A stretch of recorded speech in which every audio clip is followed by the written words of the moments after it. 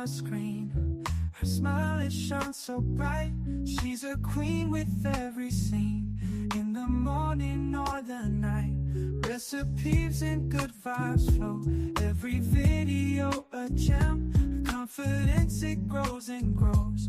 We're inspired like her friends. Unstoppable Flora, she's got that power. Spreading her aura, blossoming like a flower. Through the highs and all the lows, she remains so strong. Her spirit always glows. She's where we all belong. With every like and every share, we feel her energy. No storm too strong, she can't bear. She's setting us all free. Unstoppable Flora, she's got that power. Spreading her aura, blossoming like a flower. Recipes and good vibes flow. Every video a gem. Her confidence, it grows and grows. We're inspired like her friends. Unstoppable Flora, she's got that power. Spreading her aura, blossoming like a flower. Through the highs and all the lows, she remains so strong. Her spirit always glows. She's where we all belong.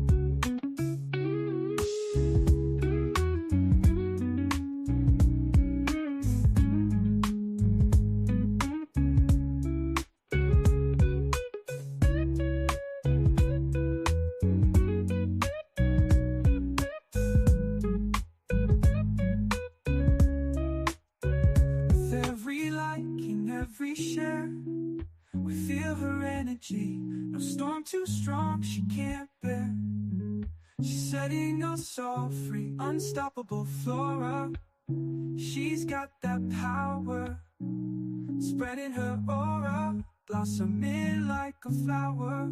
Through the highs and all the lows, she remains so strong. Her spirit always glows. She's where we all belong.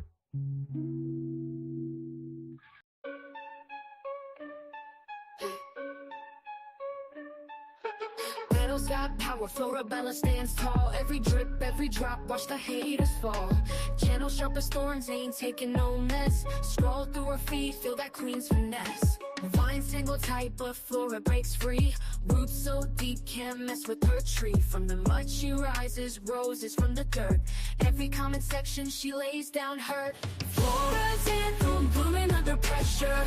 Resilient, resolving, no lesser. Florabella's reign strong and relentless. Beauty in battle, queen sure defenseless. From the garden green to the concrete wall, Florabella, unstoppable nature's child.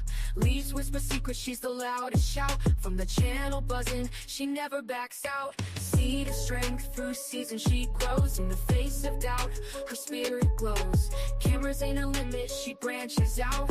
Thorns in her crown, she wears it no doubt. Flora's anthem, blooming under pressure. Resilient, resolving, no lesser. Florabella's reign strong and relentless. Beauty in battle, queen sure defenseless.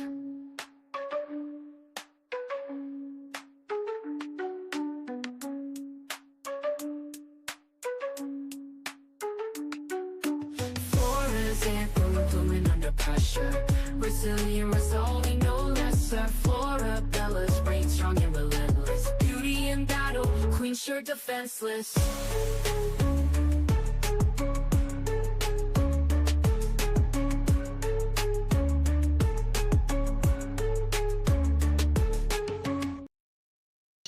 Okay, good morning. Good morning, everybody. I hope you guys are having a good day so far.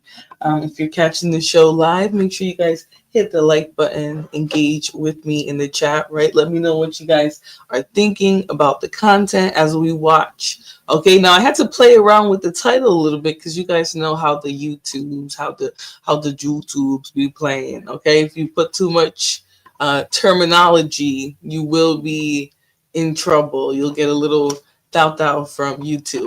So we're really going to be talking today about traffic stops that turn into a score for the police, right? And what that means is the police are just happening to come upon people who are carrying large sums of substances and things like that, and it's really a trick bag, right? Now, not only are we going to see the cops picking up basically mules, right? There's also going to be a few cases in here where the police come upon somebody and they discover a more egregious thing going on behind the traffic stop. So make sure that you guys are liking the video, you're subscribing, you're sharing, you're tuning in, okay? Because we're about to get started into this one, all right? Now, I do have a new setup, so you guys are going to see me looking over here. You're going to be like, what are you looking at? My TV screen is right here. So I'm watching the content and reacting. And it really helps me out with the show to be able to have like a dual thing where I can look at the chat and I can also look at the conversation. Not the conversation, the prompt, the video, whatever it is that we're talking about. So make sure that you guys hit the like button on your way in. I know it's early, right? It's Saturday. So obviously you guys were outside yesterday misbehaving, still waking up. So as you come in, make sure you hit the like button. All right, let's get into it. October 2023, the DEA began an investigation after being tipped off through a confidential source. The tip alleged that a woman named Latasha Weatherspoon was repeatedly flying from California to Indiana in an effort to transport large amounts of crystal meth through commercial airline flights. However, Latasha's luck ended when undercover DEA agents observed her and two other women picking up suitcases and getting into a rental car from the airport. Here's what happened next. Taking the stop, 7350. They haven't come to a complete stop yet.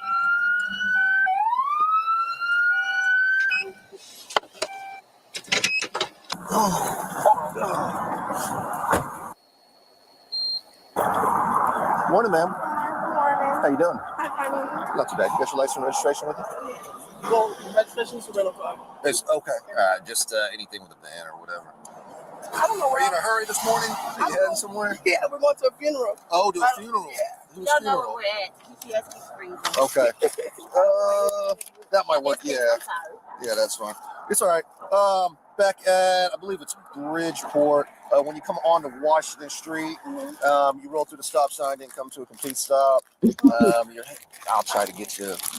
No. You're good. Let me just say this. In this traffic stop, the explanation was very honest, right? The police received a tip that this woman was flying back and forth and she was carrying, the coca. Okay. She had the coca with her. She was the mule. Is this Jeremy DeWitt's girlfriend, Jennifer? No, I don't think that's who this is. This is, Latasha Weatherspoon. Okay. Now, in this one, they're going to say that they got a tip, but you're going to see a few other ones that are traffic stop. And it's going to seem almost like the police just came upon this huge bust of cocaine or whatever the substance in question is. Now, I'm going to say this. No. Okay. 9 times out of 10, there are people who work closely with law enforcement because they don't want drug on their streets, right? So I'm not trying to call nobody a snitch. I'm just going to say 9 times out of 10, somebody is ratting like a New York mouse, a New York rat. Okay. Mosaic says Candace Owens. What's going on? Is that supposed to be like insulting? I don't get it. Just because I have a silk press, I'm suddenly Candace Owens. Like AC2 says, no, I'm asking if you're Jim. Oh my goodness. Get out of my freaking chat. Let's continue. Okay, so Latasha got somebody snitched on her. Give me just a second. Let me run everything. How we doing today? Thanks out for a second. Where y'all headed to? Yeah. A funeral? Yeah, we just landed and we don't know where we're at. And they're supposed to take us to the gas station. Where y'all coming from? Airport. Like, I get that. Well, what state? California is my cousin from Chicago. Okay. All righty. How long y'all staying? Y'all got a ton of luggage. A week. A week? Okay. Well, I'm staying a week. They're staying. We got a funeral to be at. Okay. Hang tight.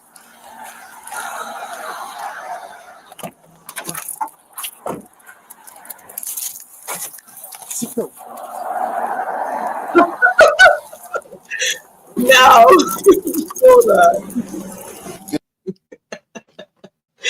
Okay, hold on. See, now I'm moving slow to go change screens. The fact that they just immediately grabbed the canine, you're gonna see this is what they're gonna have in common. The stops where they claim to just that it's for a seatbelt or a tent. This is the same thing. They're gonna just be talking to the person, and then next thing you know, they go and get a happy-go-lucky ass canine. So let's continue, right? Good.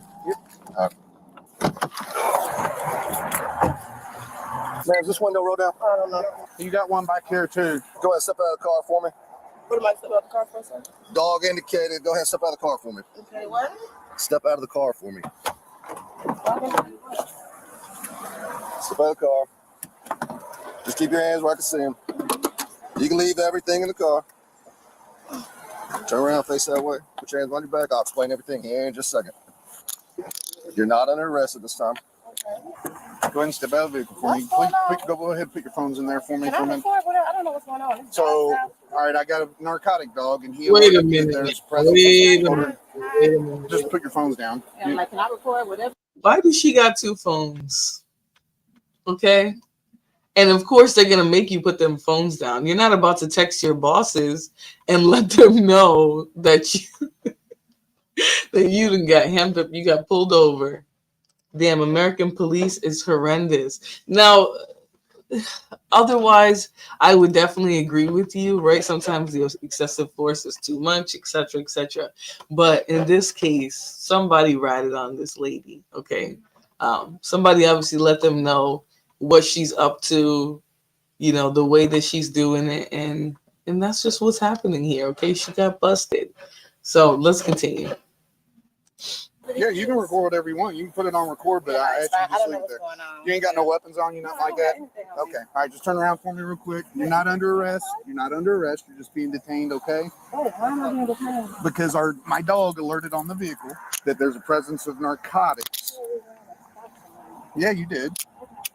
All right, step on back here for me. I'm going to put you next to this car because it's warm, okay? You just put your hands on the hood. Keep your hands He warm. told her. That's it. I'm going inside. Step back here. He told her you ran a stop sign, all this.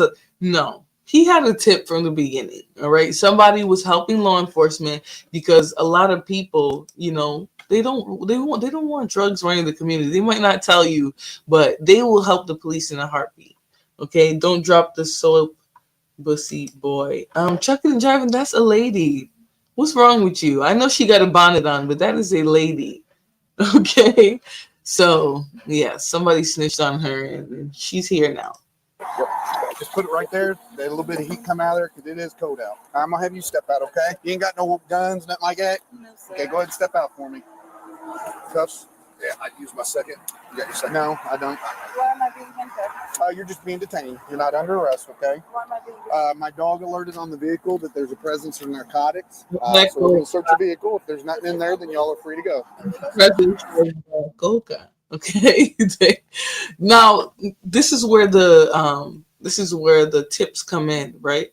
The person will tell them what type of drug, where to find it, how they go about it. So it's not about a dog alerting. You know, if you guys don't know this, the dog canine units alerting to the vehicle, that's not something that can be admitted in evidence. You know, it's one of those, what do you call it? There's a name for it, but I'm so old that I'm forgetting. But it's one of those things that it's inadmissible. Just saying, oh, dog alerted, and if that alone were evidence in a case and nothing else as to why, like, police wanted to search a vehicle or something, it wouldn't fly. It's no longer PC. Yeah, it's no longer probable cause. Yeah, exactly. It's not enough on its own, right? In combination with the tip and all that other stuff. Yeah, and they know that. The people who are getting pulled over don't necessarily know that. So if she was white, they wouldn't. Oh, trust me, Greg, you're definitely gonna see it ain't just black people running drugs, and it ain't majority black people running drugs either. So let's not make this racial. I know you guys are just so happy that Donald Trump is back in office, but I'm not worried about it. Okay, Guido says, I'm late. Can someone in the chat brief me on the situation? Well, we just started. Don't worry. Okay, this is a two people, one of them being Latasha Weatherspoon. Somebody called a tip into the police. They said that she'd be flying back and forth with the coca in her luggage, and she gets away with it somehow. So the police stopped her. They claimed that she had rolled through a stop sign or something like that, which she said she didn't do. And pretty much this is where we're at right now. We're only a couple minutes, 12 minutes into this video. So let's continue. Yeah, in Indiana, if a police dog alerts on a vehicle, that's probable cause of such vehicle. Is there anything in the vehicle that should be in there? Read them, Miranda, first. Are we going to find anything illegal in the bags? Not that you know of? I only have to carry bags. You only have a carry-on? Okay.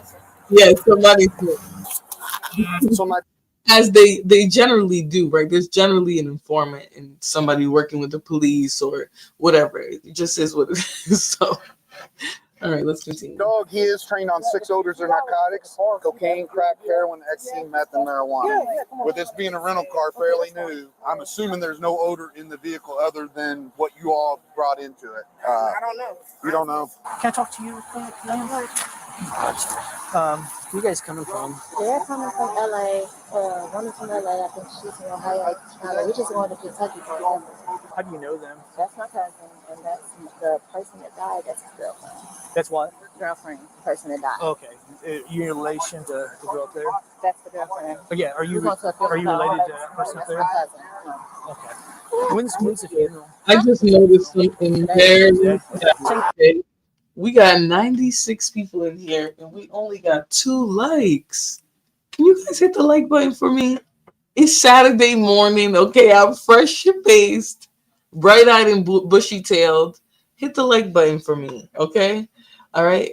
Someone said very suspicious. I honestly don't think like them alone is suspicious. It's with all the information they have, right? Somebody making a tip, the dog alerting to the vehicle, which again, now when we talk about alerting, is the dog able to alert to a vape, right? Would it know if a THC vape was in its presence that really doesn't have much of a scent? You know what I mean? Like, it's strange, but hit the like button for me, guys, because that's so rude to not be hitting the like. Right here.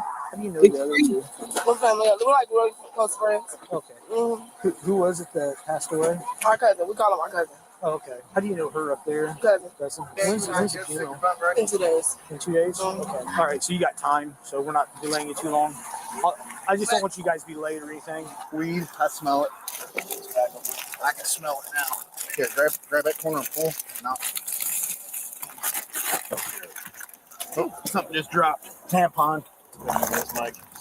That's heavy though. I don't know if that's weed or not. Yeah, I'll be weed. All right.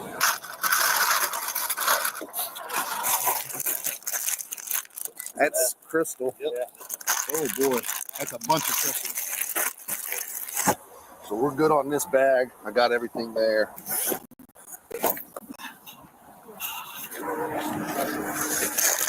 Oh man, that's heavy.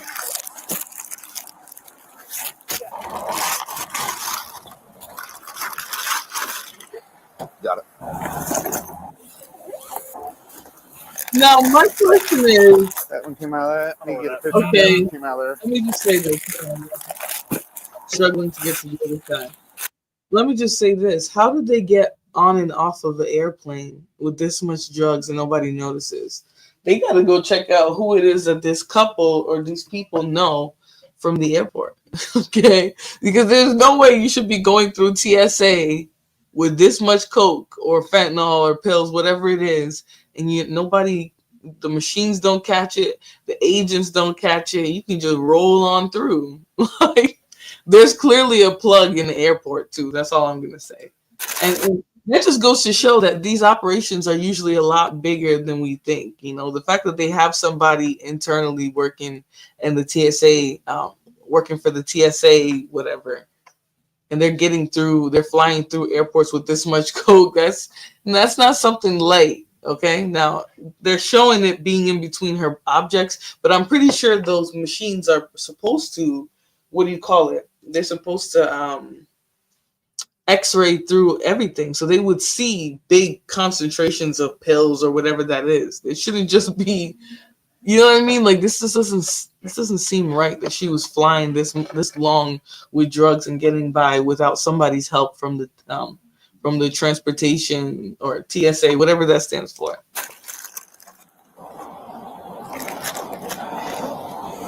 Take a picture real quick for you. All right. That, my dear, is crystal meth.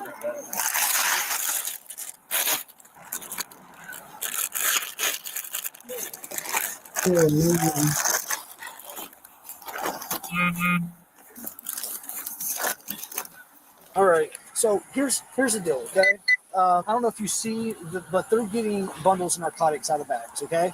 I talked to other people, and they claim the other bags aren't theirs. Okay. Here's the thing. I understand sometimes people, they get into a money situation where, hey, they get down on luck or whatever, so they feel like they need to do something. That doesn't mean somebody's a bad person. I just want to know what your story is. My story is, my father is in law enforcement. I grew up buried in a sheltered community. So what happened today? Today, just with my cousins, going to a funeral. Okay, so I'm gonna stop right there, okay? The funeral story is BS, because I talk to everybody individually, okay? Nothing matches up, all right? So we can start over. What's going on today? Because you know and I know that's not true, okay? So how did you end up here with a bunch of narcotics? I just came with my cousins. Oh boy, Gino says stop talking. You know, honestly, I do think that when she's talking about, oh, I grew up with family and law enforcement, she's probably trying to get sympathy. This is her way of trying to get out of trouble. You know, I don't know that she's really incriminating herself. But yeah, lawyer is punching the air right now. Yeah, her lawyer's probably like, what are you talking about? Are you making a confession by way of guilt? Like, all right, let's continue. Came with your cousins? So where's the narcotics going? Because that's what I'm concerned about now. I have no idea. Okay, so how'd you end up here? You get paid to bring this? You get a little bit, I'm sure. I literally don't know what else is going on. Are you getting paid or anything? Or no. Because they're claiming all these bags are yours. No. Okay. All right. That's not the case. Get a good picture. Yeah. Did her friend? Oh wait, no. The cops are lying to her, because you know sometimes the cops will come in and say, "Oh, your friend said that it's all your drugs, that it's not theirs. You're the one who's carrying it," to try and see if people will flip on each other. I'm a fish. Oh Lord, what is it? What did she get caught with? Her and her friends. Somebody snitched on them basically and said that they were flying back and forth. Latasha Weatherspoon was flying back and forth carrying cocaine in her bag. And they just found it. Basically, these girls went through TSA, whatever, all of that with these drugs. So, okay, let's continue. That's kind of meth, bro. No question. Yes, ma'am. They said it's drugs in her luggage. Does that affect everybody? You said what now? The guy just told me that is crystal meth in her luggage, right? There was crystal meth in every one of the suitcases. Yeah, but the guy, none of that is mine. Like they told them I have all orange bags. Does that affect? Wait a minute. So she's trying to separate herself right now, like, oh, they got crystal meth in her bags. Y'all all got crystal meth in your bags. Why are you trying to separate yourself from the person you're here with? And they're saying she's saying over there saying, that's my cousin. That's my cousin. Yeah, she already folded. A lot of times they're ready to fold before, you know, before they even finish that traffic stop incomplete, you know. Let's continue. Be honest with you, I don't know. It's going to be up to the courts. I'm a parent. Yeah, I don't do that. Wait, so I'm being arrested? I don't know if you're being arrested or Yeah, not. I'm like, I don't have to. They just went through all my stuff. I don't. The drugs that I'm doing is the drugs kill my brother. I don't do this. I'm a mother. Were any of the big bags, the girl that's up in the front? They're hers because she's staying for 2 weeks, but she wanted to check free.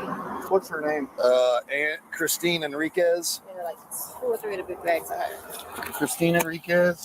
Marlene Richardson. Yeah, all of the bags I tagged to all of us so that she could get free stuff. It's hers in there. She can only take 2 bags free and she's staying for 2 weeks. I got you. Only thing mine is orange luggage. I told you guys that when you first pulled us over. Okay, so this one. Wow. Well, see why you can't associate with people. Marlene.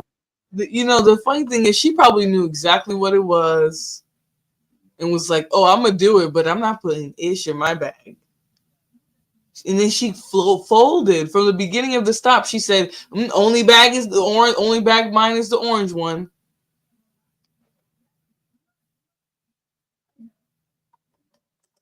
It's giving she's the snitch.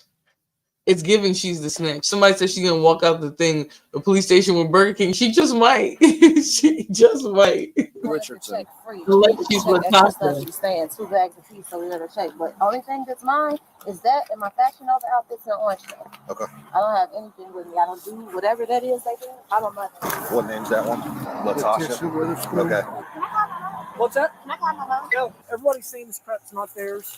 Okay, that's fine. So they can, because she's trying to say, yeah, that's her name, but she was using it for free luggage or whatever. Problem is your name's on it. So Also for free luggage. Wow. right. So we know which bags it came out of. Yep, Right? She's the Latasha, but she's trying to separate herself from the bag. Yeah, she's talking way too much, Nancy. Way too much. I'm also, those are not her. They're not friends to each other. No, they're not. Because the way she folded, talking about, those are her bags. Those are their bags. I'm a mother. I can't be doing this. First of all, you knew exactly what you were doing. Stop playing. Oh, thank you so much. I'm not going to read your name because it's a little much. But thank you so much. I appreciate it. I appreciate your viewership. Gito folded says, Gito Planet says she folded for no reason. None at all. Invoke Fourth and Fifth Amendment. She definitely could have, but the thing is, she's obviously trying to save her own butt. That's why as soon as they got in, right? As soon as they got pulled over, she said, yeah. I'm not trying to say nothing. I just was not gonna read it, you know. And please get the likes up. That's why as soon as they got pulled over, the first thing she said is, "The only bag in here is mine. The only bag in here that's mine is the orange one. Okay, none of the other ones. It might say my name, but I was just helping her so she could get free luggage because she's gonna be here for 2 weeks. It's not mine." Snitching right away, and you know her off the bat, just giving that information. She is talking too much. You know, folks don't know the real power of their rights. Oh yeah, they're not even literate a lot of the times, and they think when they're doing stuff, they can just talk their way out of stuff. That's not how it works. I got each ID with phones, who's is who's. Plus, it's on camera. So each person had dope in their bags. They all had their name. One of them had dope in them, right? Yep. 100% sure. Name. And different names, names, all of them, right? Yep, so yep. all of them have a bag with their dope in it. Yep. They all said that they're going to a funeral. However, when I asked them the day of the They funeral, absolutely they all gave can. different days. She said Guilty by association. Now, sometimes, you know, the police will work with innocent people and be like, you know, you weren't involved, you had no knowledge, just proof that you had no knowledge. You know, they'll try to work with somebody if they believe they're truly innocent, but a lot of times you're guilty by association. You get caught in a car with somebody who's moving, you know, let's say 100 pounds of 100 pounds of drugs, they're gonna associate you with that. Lennon says you can't trust road pirates. Is it legal in America? Oh yeah. Where are you from, Nancy? Did you say already earlier in the chat? From Dallas. Yeah. It's definitely legal in America. Trust me. If you're caught, I don't know anything. I don't consent to the church, and I've been advised not to speak with the lawyer present. Now, the dog already alerted to the car, so they're using that as their probable cause. So either way, this car was getting searched, right? Also, they have an anonymous tip. So even though they have to pretend like this is a legitimate, like we just came upon you, you rolled the traffic stop, and then our canine realized that you're a drug dealer, they do have to sort of play like they just rolled upon her instead of the fact and the knowledge that they have from someone who gave a tip. Oh, okay. You're originally from Liberia. All right. The dog is going to hit no matter what. No, not always. Not always. Trust me. But I do think there is not a solid science behind that. So that's why it's not going to remain valid. One of them said tomorrow. I have to double look the camera. One of them said 2 days, and one of them said today. And then the other one's like, well, the wake's today. One of them identified all themselves as cousins. I just said their stories were inconsistent. Yeah, the driver told me that they were cousins of two in front, and now they're friends, right? Yeah. I don't do this. I'm a public figure. Got 2 million followers on Instagram. She been talking to that man for 30 minutes. I know police. When a police officer take the liking to one person and keep talking, it's because that's the one that's gonna talk. Oh. I was trying to get the bald head dude attention. That dude on the right? Yeah. What I'm gonna say. Why are they just casually chatting? Hey, your body cam. It's gonna get. I can't have this on. Is she in the police car or that's her car? They're just casually chatting, you know, like as if they're in as if they're on a date or something. That silence and waiting on the lawyer will be the last defense, and it can low-key change the game once a lawyer is present. Yeah, but a lot of people, you see them all. They're all like, they're getting scared. They're worried about, are we going to get arrested? One of them is, I'm a mother. They're always a mother, you know, when they get caught, but they're not a mother when it comes to, you know, not getting involved in this stuff. You know, they want people to feel bad for them. But if they would just keep their mouth shut, maybe they could. You're right. Maybe they could avoid, you know, at least going to jail. A record. Let me, I mean, going to jail forever. The people who start with a C, you read between the lines? The people who start with a C? Okay. You know what I'm talking about? Yeah. Give me a second. Thank you. No problem. Hi. Hey, they said you want to talk real fast? Yep. Well, I didn't want to talk to them because they have body cam and my safety matters. Right. Now's your shot. So, if I told you that there were more people coming to them with way more shit, what happens? That's good. Anything you can tell me would be cooperative. If you knew where they were taking it, that would be good. No, I don't. But I know that she has previous dealings with people who start with a C from Mexico. Okay. And she being Tasha. Yeah. So she has ties with her. Now, if this is true, why do they got this body camera on? Like, you know, this is where it gets kind of spooky right now. She's on camera snitching. She got to disappear at this point. Those other young women talk too much. Yeah, she's talking too much too. She's trying to, you know, win herself a deal. That's why she's in the car with them. And it's kind of looking like a TV show, you know, the way she's trying to get herself to work out. Leonard says, informant and the conformist. Listen, I meant to say the other young lady. They're all talking too much, if you ask me. Like, they didn't have a straight story. And the fact that they're all saying something different, like, they didn't even think about it. They need to understand once the product is out of the open, silence and patience on a lawyer is the only good option. And she's snitching. Yeah, shit. At this point, she's ready. She wants to go home to her son. If somebody can talk to me, I can give them that, and I know who else it was me. I know who else was coming because they were dropping me off and going to meet these people. I was going to my Airbnb. I can give you all of that. Will I be home by Christmas? Where's it coming tomorrow? SDF. Okay, Louisville. That's SDF, correct? Yep. Okay. Do you know who's bringing it? Yep. Okay, let me get on the phone. Hold on. Good morning. I'm Sean. Hi, Sean. How are you? My name's David. It's Dave. Hi, Dave. I'll get Sean, Dave, law enforcement. You got 100 pounds of crystal methamphetamine in some bags. It's 3 of you guys. State police called us here. So how did the bags get in your car? I don't know what's in there. You were the driver of the car. Yeah, I don't know what's in their bag. You don't know what's... So those bags are not yours, they're theirs. They're theirs. You had no idea. I had no idea I was driving with that in my car. I don't see who's. I don't. It's not mine. Okay. Has nothing to do with me. Nothing to do with you. You didn't see anything. You don't know anything. Well, okay. We're going to move to the next car. Okay. All right. Thanks. You're welcome. The substances later tested positive for crystal meth and weighed over 112 pounds. Latasha Weatherspoon, Marlene Richardson, and Christina Enriquez were then all charged with a felony count of dealing meth weighing 10 or more grams. Delta Airline passenger flight records showed that Weatherspoon has transported drugs through the Indiana airport at least 7 times in 2023. Christina also confessed that Weatherspoon paid her between $1,000 to $2,000 per trip. Leading prosecutors believe Latasha was the leader behind this scheme.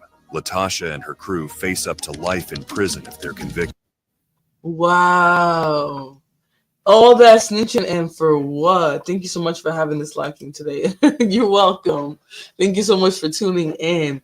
Damn, all that snitching and just ended up still getting hit with a felony charge. Now I'm gonna say this. That girl who was getting $1,000 was getting scammed, bro. They were making way more money than this. To transport that much crystal meth, they were making way more money. And they skimmed her, giving her $1,000. Man, if I were her, I would have started folding right away. $1,000? They have history. 112 pounds. That's a lot of crystal meth. Ain't no way they were getting them girls. The main leader was getting $1,000 for that. There's no way. Like, and they have a connect in the airport. Why didn't they talk about that? There's no way you should be able to pass through the airport with that much drugs. They definitely have a connect in 2023. Anyways, all right, let's go on to the next one. Let me stop sharing that X out of it, and we're gonna move into the next one. Now I'm gonna say this: they love to act like it's a coincidence. Like the police are just coming upon this. This is an even bigger bust, and they're gonna act like this is just a regular traffic stop. And I'm gonna call BS. I'm gonna say that they probably got a tip, just like this one, but maybe they want to keep things private and things like that, and maybe not get people hemmed up or hurt, protecting their confidential informants, unlike the last one. Okay, but let's get into it.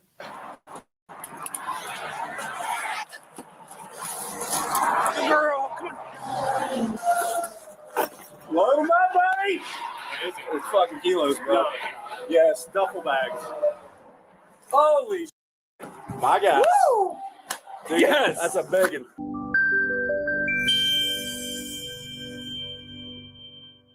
On March 22nd of 2024, around 1:30 p.m., troopers from the Ohio Highway State Patrol stopped a rented box truck with an out-of-state registration traveling east on Interstate 70 for executing an unsafe lane change, following too closely to the vehicle ahead of it, and for not using headlights while driving in the rain. What started out as a routine traffic stop for the troopers quickly escalated into a huge discovery. Not routine. I'm sorry. Not routine. You don't come upon this much substances routinely. I'm sorry. You just don't. But I respect them for protecting their confidential informants.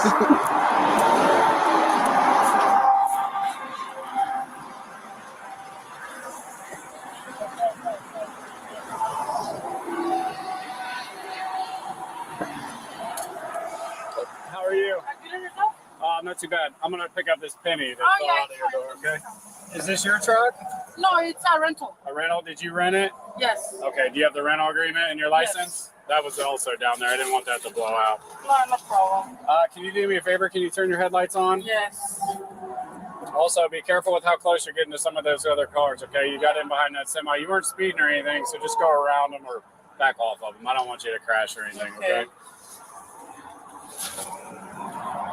Arizona? Yes. Where are you coming from? From Arizona. Coming from Arizona. Okay. Where did you rent this at? Tucson, Arizona. In Tucson? Yes. Where are you headed to? Harrisburg. Harrisburg? Yes. Pennsylvania? Yes, Pennsylvania. Okay. All right. What takes you over there? Because I'm going to move over there. You're moving? Yeah. Okay.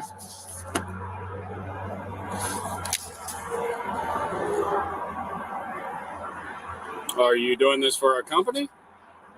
A company? Yeah. No, it's because I used to move things at other times, so that's why. Okay. So, where are you taking the truck to?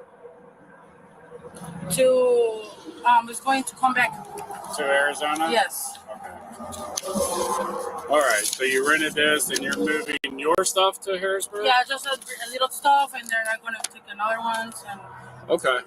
You're gonna do what now? I'm gonna take one stuff, and then come back, and they're. Oh, so you're gonna use this truck again? Yeah. Okay. When did you rent this? It was on Wednesday. Wednesday? Sorry. This Wednesday? Yes. Okay. All right. Have you had any tickets or anything else? No. I understand wanting to be cooperative and make the police think that everything's gravy, but she should be asking at this point, like, is everything okay, officer? Have I broken a law? Is there something wrong? Just to be inquisitive, because at this point you're giving them information. Now, if you tell them anything that comes back to not be true, now they can make a case against you. This is what a lot of people don't get. Now, you guys are going to get frustrated. If you're already frustrated with how much she's talking, she's going to continue to talk. She's going to spill her guts. All right. That's what a lot of these people sort of do, hoping that they can get a deal and go back home to their families because they did something like this out of desperation.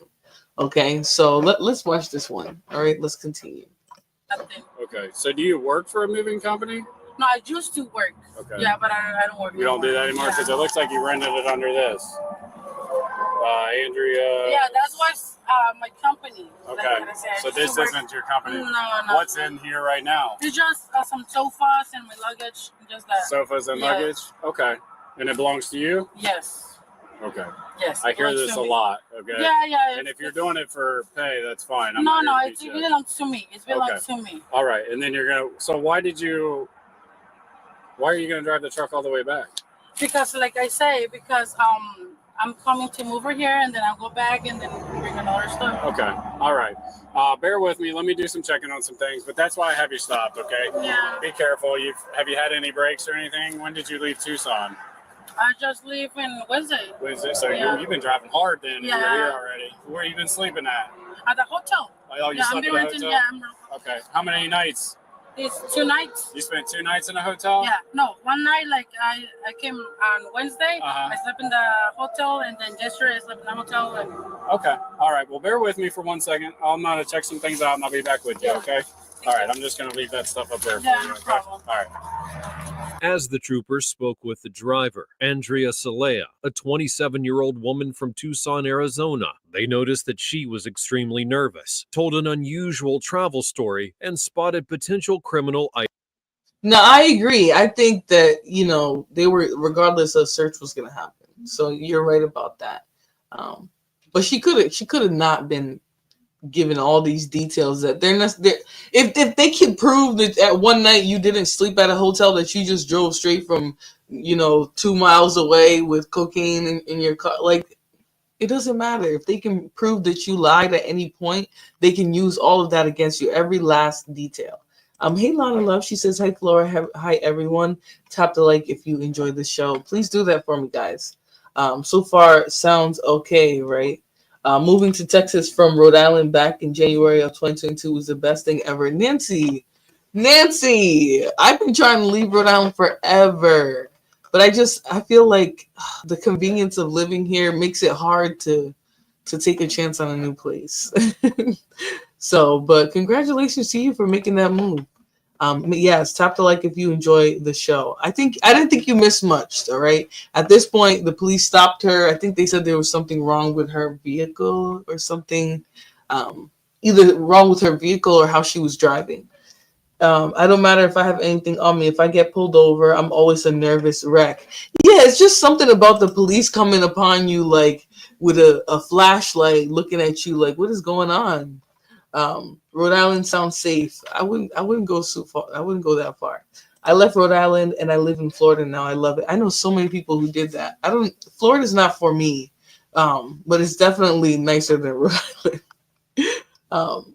Nancy, good luck. Just please don't vote blue. Oh my Lanta. After leaving Planet Nebulon, that was the best decision ever. Listen, I'm not going to speak about it. Let's continue. Items in the truck. This heightened the trooper's suspicion. Wow, Warwick. This is a problem. So she said she rented this on Wednesday, which she did. Wednesday. Today's Friday. Smell it. Smell the air freshener? Yeah. It's all over the rental. Doesn't.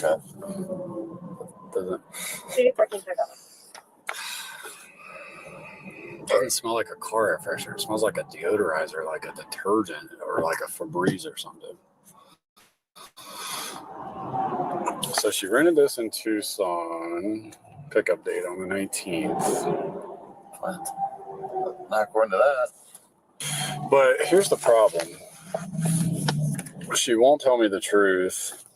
She rented this under Andrea Celia Delivery,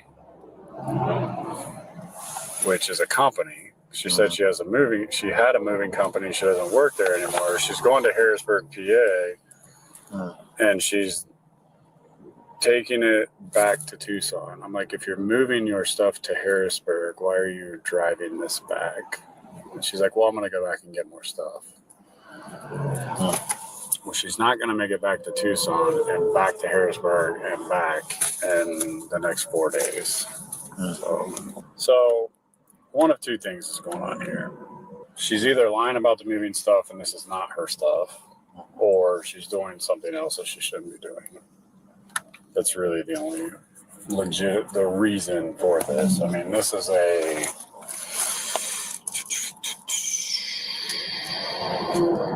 how much did this cost?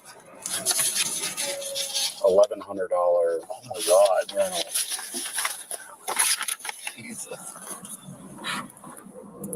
For 7 days.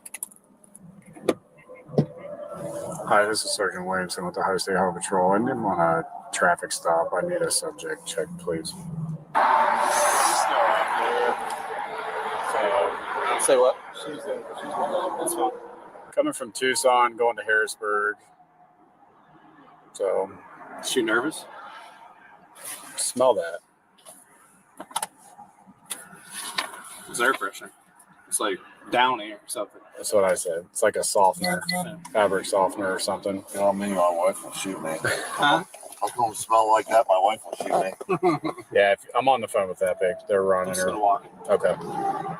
Troopers then brought in a drug-sniffing canine to check the truck, and the dog alerted on the vehicle. And this gave state troopers probable cause to search the truck.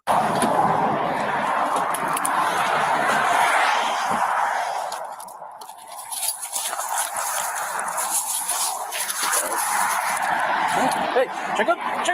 Hey, what's this? I do think like it's not even about composure, right? If they have a certain level of evidence against you, it doesn't matter how you compose yourself. You're going to jail, right? They're going to arrest you. They're going to cuff you and put you in a cell that you're not going to be able to leave for a long time. So it's not like, you know what I mean? Regardless of how well you compose yourself, you still are going to have to face that consequence. And I think a lot of people, when they're faced with those four walls that they're going to be in for the rest of their days or for the next 20 years or whatever, they fold, they get nervous, and they start trying to talk their way out of things. You can't talk yourself out of a drug charge, especially not when they catch you with so much substance on you in your vehicle. Now, the air freshener, someone said the air freshener is probable cause. I think just the fact that you're spraying it, it can be perceived as like trying to conceal a smell. So they can get you for trafficking through every single state line that you pass. Yeah, absolutely. She didn't ask for names and badge numbers to begin with. When people are guilty, their automatic response isn't to it's not going to be to, you know, feign innocent, to pretend that they're innocent. If they think that they can do better, maybe get a lesser charge by cooperating with the police, that's what they're going to do. They're not going to turn into a Karen and start being like, you don't have the right. They're going to be like, listen, I did it because my kids, we poor, we needed the money. Smell isn't probable cause. I think smell is actually, like, especially if they smell, if you're in a state that still has laws against THC and they smell it, that's probable cause to like search you or even pull you over. Yes, get the likes up for Flo, okay? Listen, get the likes up. Yes, smell is absolutely probable cause. It has always been probable cause. That's like the easiest one. Just like if they smell liquor on your breath, they can absolutely take you out of the car and arrest you for driving under the influence. It is. Your house is getting thrown in the truck. Absolutely. Let's continue though. I see these Go Penske trucks everywhere, like literally all the time. They all want to break the law, but when caught, a bunch of snitches. So we check.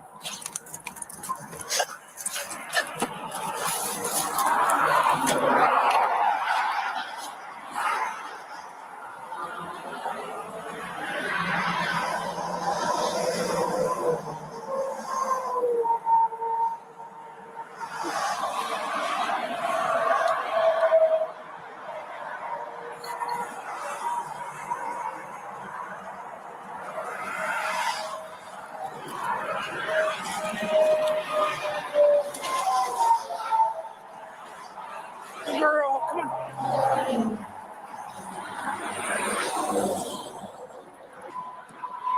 Hello. Let me come on back.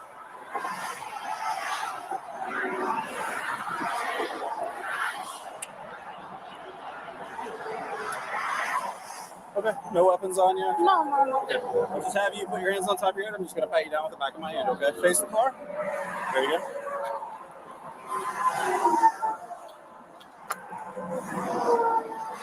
go.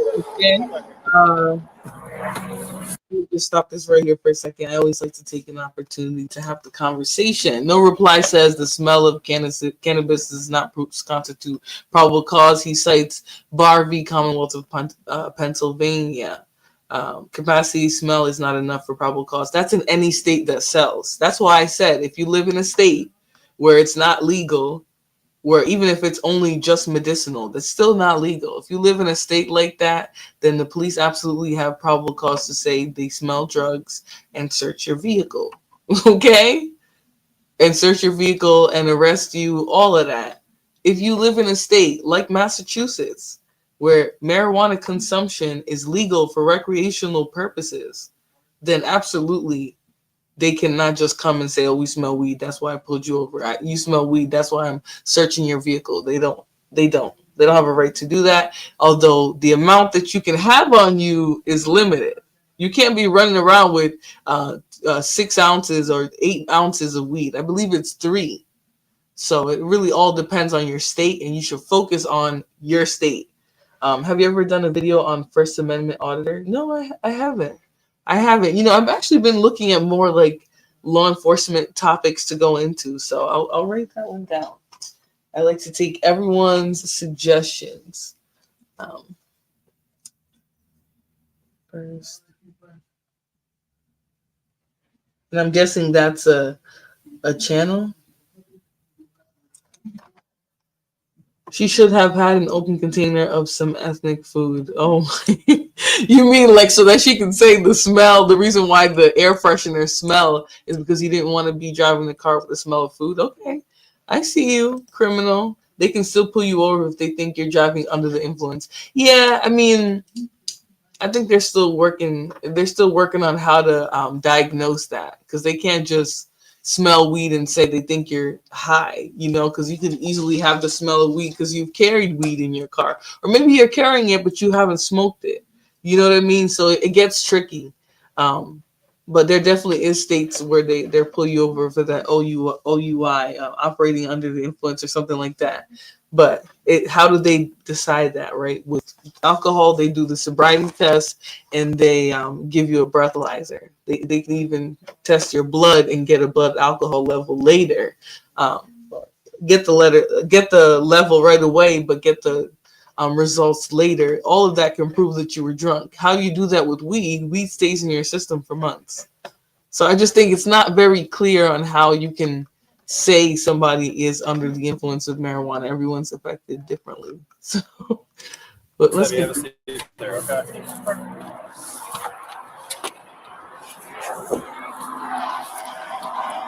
Said it's up front.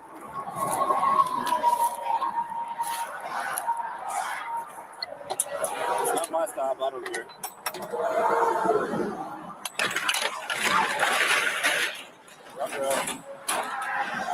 Rut row.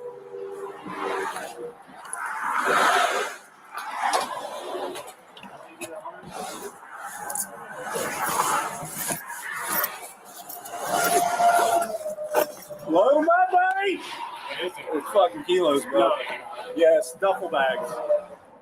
Holy shit. My God. Woo! Dude, yes, that's a biggin. That's a lot, bro. During that search, troopers located 110 pounds of cocaine wrapped in 50 individual packages worth an estimated $1.75 million. Back on, let's go.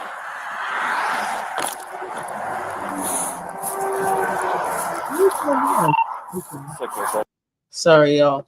Now, when you see the police dapping each other up after they search your vehicle, just know you're going to jail. You're not going home for a long time. I watch auditors all day. Tyrant Terminator, and begin to press Long Island audit. I am free. Oh, okay, nice. Back to the street. In Chicago, if you get pulled over and you just get done, that's a DWI. Womp womp. Listen, I'm gonna look up the Sarah Boone case. I saw someone talking about that in the chat. I haven't really gone over it. It's hard when you're doing the graphic ones because you want to show like I'm not a gory person, but you want to show the freaking what do you call it? The crime scene, like all the BLOD. You want to show all of that because it's like fascinating. Like with the OJ case, when they were looking at like when the third party investigator was hired, his name was like Henry something. He like the crime scene. They didn't show certain pictures and like the amount of BLOD. You know, all of that is fascinating, but it's like the media is becoming extremely censored. I get it. Like graphic stuff, people don't want to see it, but I feel like you should get the choice too. And people shouldn't be penalized for it. Some of us want to see the crazy things that humans can do. I love this YouTube channel of the guy that makes this vid. Oh, wait, which video is that? Let me see. If this isn't one, oh, okay, Daily Dose of Crime. I'm going to subscribe. Because some of these, I just find them on the fly. And I have to remember to subscribe. But like Code Blue, I'm subscribed. Midwest Safety, I get all their notifications. So make sure you guys are putting more suggestions in the chat. Ashley S. Townsend says, Sarah Boone is fascinating. Total freak. Yeah, because there's really, like, outside of being a psychologist, all we're doing is observing behavior, you know, and I do think we are qualified to observe people's behaviors and maybe not draw conclusions, but definitely make inferences, educated inferences. But putting your man in a suitcase is nasty work. You're better off just leaving him. If you're smelling that, instead of saying it, type the same type of media. It is the same type of media censorship. Yeah, they're definitely censoring a lot of that. Yeah. Well, that suitcase one wasn't that graphic. I think it's Red Tree Crime or something. All right, I'm going to write down Red Tree Crime. Thank you guys very, very much for the suggestions. You guys know I like to find all these videos. Now, I'm also going to be experimenting with making FOIA requests and seeing. I want to see like how long the turnaround is going to be from my local law enforcement. So if you are a Rhode Islander and there's body camera footage of you being arrested acting a fool and you don't want me to put it out, just make sure you hit me up in the email, okay? Otherwise, I'm going to be, as long as the laws allow, you know, they're probably going to redact a lot. That is something that I intend to do. IDK, how you watch it all the time, they piss me off. Actually, I find it very entertaining. It's almost like it's like watching True TV, like all of that. I don't know. They should pretend they didn't find anything and follow her to her superiors, but I get it. They can do that after the arrest, so it's documented. Yeah. Hey, Bridget Renee. She told the cops they were playing hide and seek. Like Sarah Boone. Okay, we're definitely gonna have to come back. I might come back tonight and do one like that because I was gonna come back and do something else, but I don't know. I'm liking that one. Let me see. I'm gonna write that detail down.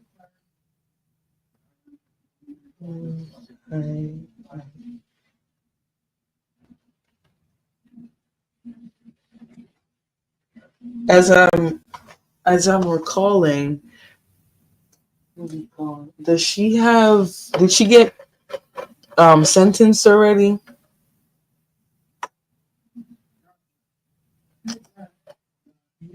Okay, Tom. Nice to know. Ask a cop. As a cop, I can say that if I smell THC, I would ask about medical use, but in many states you can only have a certain amount on you. Yeah, I believe in my state it's 3 ounces, I believe. YouTube is not a fair judge on censorship. I've watched all full-on war from legacy media outlets monetized. Yeah, they definitely pick and choose.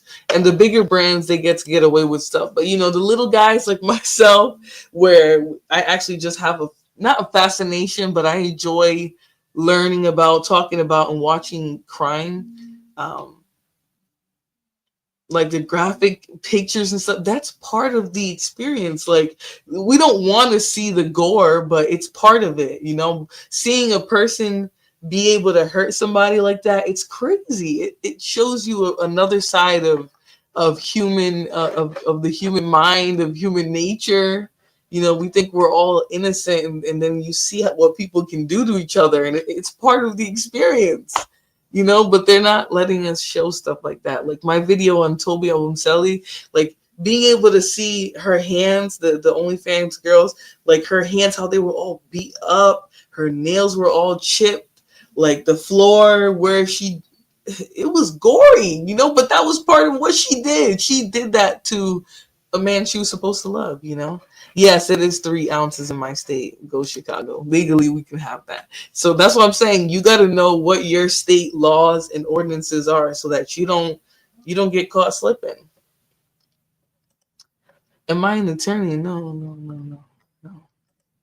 No. I am a criminal justice major.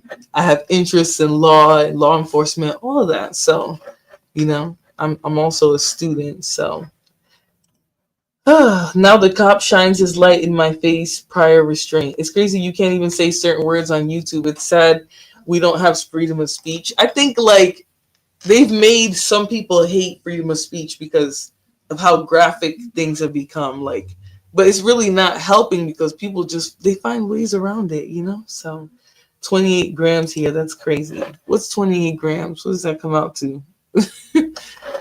I have no idea. I often wonder how these people go to those depths. Yeah. Anyways, let's continue, guys. Yes. All right, you have the right to remain silent. Anything you say can be abused against you in court. You have the right to an attorney. You can't afford one can be provided to you at no cost by the courts. Or do you understand that you do not have to talk to me without your permission? You understand all that? Okay. Where's this going? Probably to SB1742. New York? New York City? Yes. And you want to deliver it? Do you want to deliver it? No, I don't want to do it. No. Oh, I was going to do it because they was going to pay me. Okay. But you don't want to move this to New York? Like, for us. To help you as well. It's not just us. I don't like that. I don't like them asking her to like put her life in the line of fire, because she can very well go and bring the stuff and get pew pew pew pew pew pew pew. You know, there's a reason why they need her to take them there, right? She needs to participate. So she would be putting herself in danger. I don't like them telling her, hey, if you do this, we'll think about it. We'll think about that when we're sentencing you, right? When we're throwing you in the slammer, we'll think about this. You got a kid? You got a kid? We'll take care of you. That's literally what they're saying to her. They will give you manufacturing and delivery for anything over an ounce. Oh, wow, that's crazy. Is that a trick question? Honestly, it sounds like it, right? Sin7 says she should say no. I would say no too. But she's getting, her cheeks are getting like, a little red, flustered, because she's wondering like, what are these cops asking me? And they're asking her sort of like in an inconspicuous way. I mean, look at the goofy old smile he has on his face. But let's continue. Think about it. You got some time, okay? Go ahead and have a seat up there. I thought it advised we're out with 388. Lift up your hands, okay? I'm just going to put this on you. No problem. All right. You comfortable? Yeah, I'm fine. All right. What we're going to do is we're going to drive this back to our post instead of the next exit, and we'll talk in there, okay? All right. You good? Yeah. All right. Think about what we're offering you. This is part of your life, too, okay? I have kids, I have husband, so they don't know nothing. I know, but somebody's going to be very mad. Yeah, my husband is going to get mad with me. I'm talking about when you lose what's in there. I know. You're not going to be happy. I'm going to have my kids. Huh? I have my kids, I have my husband. They don't even know nothing. So where's he even? I definitely think it would help her in terms of like sentencing, but like safety, obviously they're willing to probably give her a short, maybe they'll even give her a year. What if they even give her less than that, like 30 days? That would be amazing. But What is she getting in exchange for that? At least she ain't crying like some of these chicks. Yeah, but it's not even just the chicks that cry. The dudes be crying too. Better to take the loss than to turn on the suppliers. Exactly. Would have been like the movie Blue Steel. She should shut up.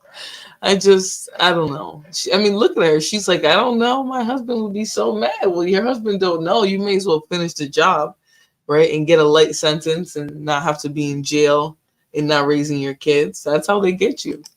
He advised you of your rights, correct? Hey, what? He advised you of your rights, correct? Yes. Okay. Where's your family even think you're at right now?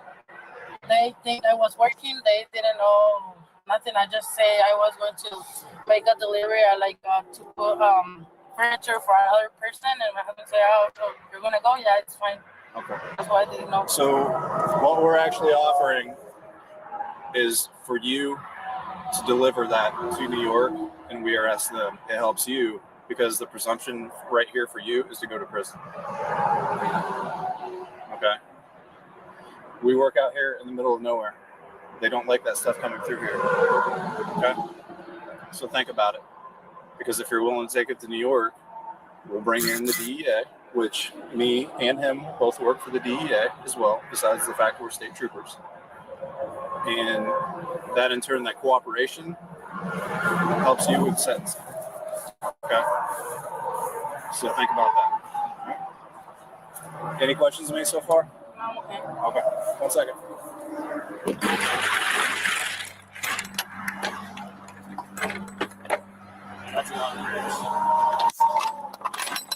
Saleha was taken into custody at the Franklin County Jail, where she claimed she had been offered $50,000 to transport the drugs. She was charged with drug trafficking and possession. Her name's Saleha. That's a pretty name.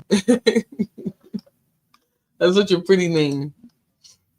Let's continue. There's only a few minutes left, but she is going to talk some more. With intent to distribute, both first-degree felonies. If convicted, she could face up to 25 years in prison and a fine of up to $50,000. Would you mind answering some questions for me about it? No problem. Okay. How much are you getting paid to do this? Like 1,000 for each one. 1,000 each kilo? So you're getting $50,000 Yes. to do this trip? In pesos or American money? No, and American money. $50,000. Yes. How many times have you done this trip before? This is the first time. First time. And you got caught by us? Yes. Like first time this far or first time moving down? Like how far? Like outside of Arizona, California. No, this is like the first time this is the first time. Okay. Said 12, 10, 9, and 2 or yeah, 10 2 years. No, 12, 10, 9, and 2 years. My girl of 9 years. She's been having surgeries on her head. I don't think $50,000 is enough for the penitentiary chance. You know what I mean? Like $50,000. And she's running a lot of drugs. It's not a small amount. I guess for her, it probably sounded like a lot, but with the chances of going to jail and being arrested and then having to take a charge, I would be expecting way more. Half of it would be up front so I can save some, give it to my family just in case I get arrested. You know what I'm saying? Not to say I would do this, but I'm saying at least do it right. But to these people, it's a lot of money. But to the big guys who are doing the overall sales, who have no involvement in the little guy stuff, it's a drop in the bucket. Not catch and release in Mexico. Oh Lord, y'all! Trump hasn't even been president for 6 days. I'm sorry I missed it. Do we know where she came from and destination? Arizona. That might have been the bait truck. Maybe. Let's continue. What's wrong with her if you don't want to ask? You have chronic cystosis. I was little. Here in November, she had the second 7 hours and a half in the surgery room. And she needed another one. Like 2 or 3 more. Okay. I'm not gonna be there. Now I'm gonna say this. Somebody said this could be a bait truck. I'm gonna say this. the way she's running this story of like, oh, I'm doing this for my sick child, whatever cartel she works for, they might have gave her like the formula. You know what I'm saying? She's gonna play like, she's just an innocent person. She just wanted a little bit of money. She's gonna take her charge. Her family's getting paid. They're gonna think she did it because her child is sick, and that these people are gonna leave her alone because she was just a drop in the bucket.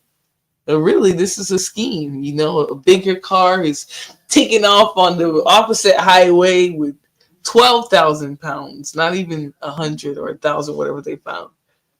That could be it true, but that could be it too. But I don't know. I think that's a little too far fetched. That's a lot of money to be a bait truck. Exactly. I think it's a little far fetched. She had no plan B. Yeah, because she was just a mule. The mule is the lowest, literally the lowest player in this operation. So, they don't even know, but they were going to take the fall no matter what. So. Well, so here's how the process works. I mean, from what you've told me, you haven't been arrested like this, so you don't know what's coming. If this goes stateside, we're going to take you to our jail about 20 minutes away. Okay, they'll put you in jail there. You'll see a judge on Monday. He's going to look at a preliminary investigation report and say, okay, you got caught with 50. No, this is what I'm doing. It was for them.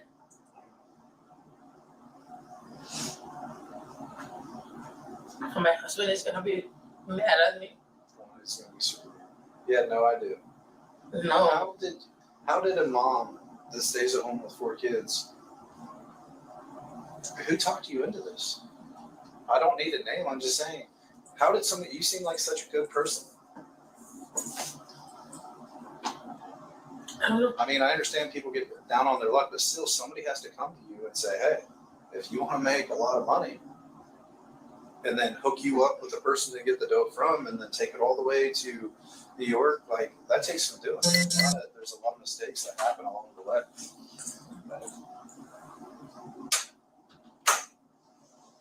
All right.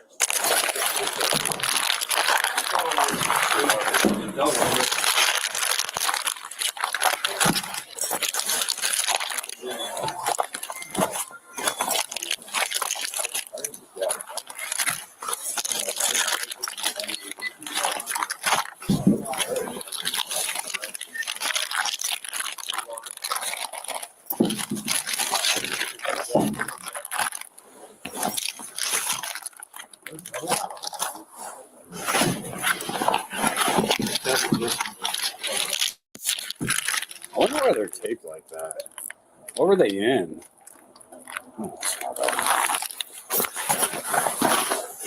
One, 2, 3, 4, 5, 6, 7, 8, 9. That's 18.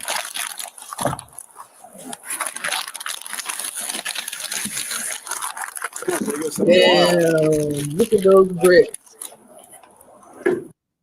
And the cops just be sitting there like, looking directly into the body cam. Big orders there followed. Let's see. I don't know. Someone trusting you with of $1 million in coca, people for sure. Risk versus reward is never worth it in the first place. That's not.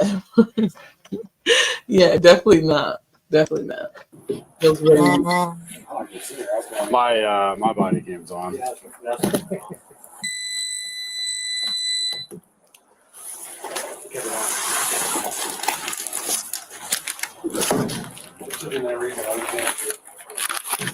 That's fentanyl. Look how soft it is. Yeah. I bet that's fentanyl. Soft. They all the same standard. No. They tested right there. They tested Yeah. Yeah, they've got both. They've got tested them. Look at that. So that's 18. 1, 2, 3, 4, 5, 6, 7, 1, 2, 3, 4. That's 12. So that's 30, 31, 32. Oh my God! 50. Oh my God! I got how many? 50. How many? 50. All right. Let's get his picture. That's you're going to get 18. That's 12. Wait, no, I think it's more than that. I think it should be more than that. I think it's 52. You might as well make your face sound. 18, 19, 20, 32. And what was this? 18. It's 50. 50. Hey, Brad. No, don't. Come on, dude. Let's get a, let's put it on a, let's put it on a hood and take a picture. Hold on. Let me get evidence photos of this real quick.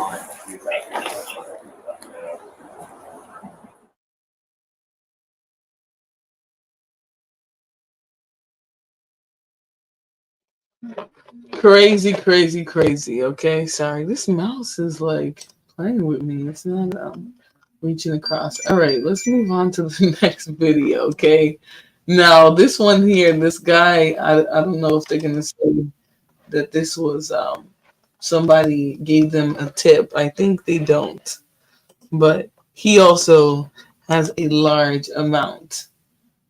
All right, and he gets caught as well.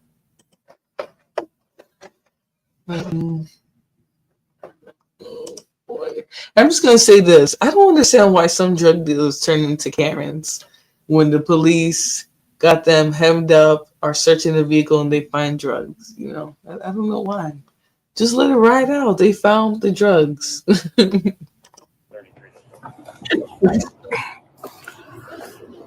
Now you're making me nervous, dude. What's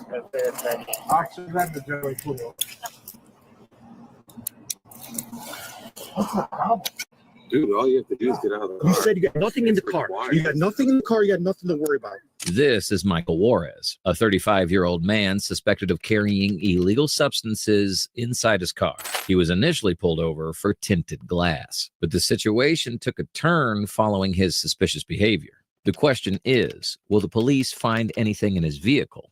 Or is there another twist in this story? Before we dive into the details of this bizarre body cam drama, be sure to give this video a thumbs up and hit that subscribe button to stay tuned for more riveting cases just like this one. On October 9th, 2024, officers from Joliet PD conducted a traffic stop on a Chevrolet Suburban for failure to signal in tinted windows.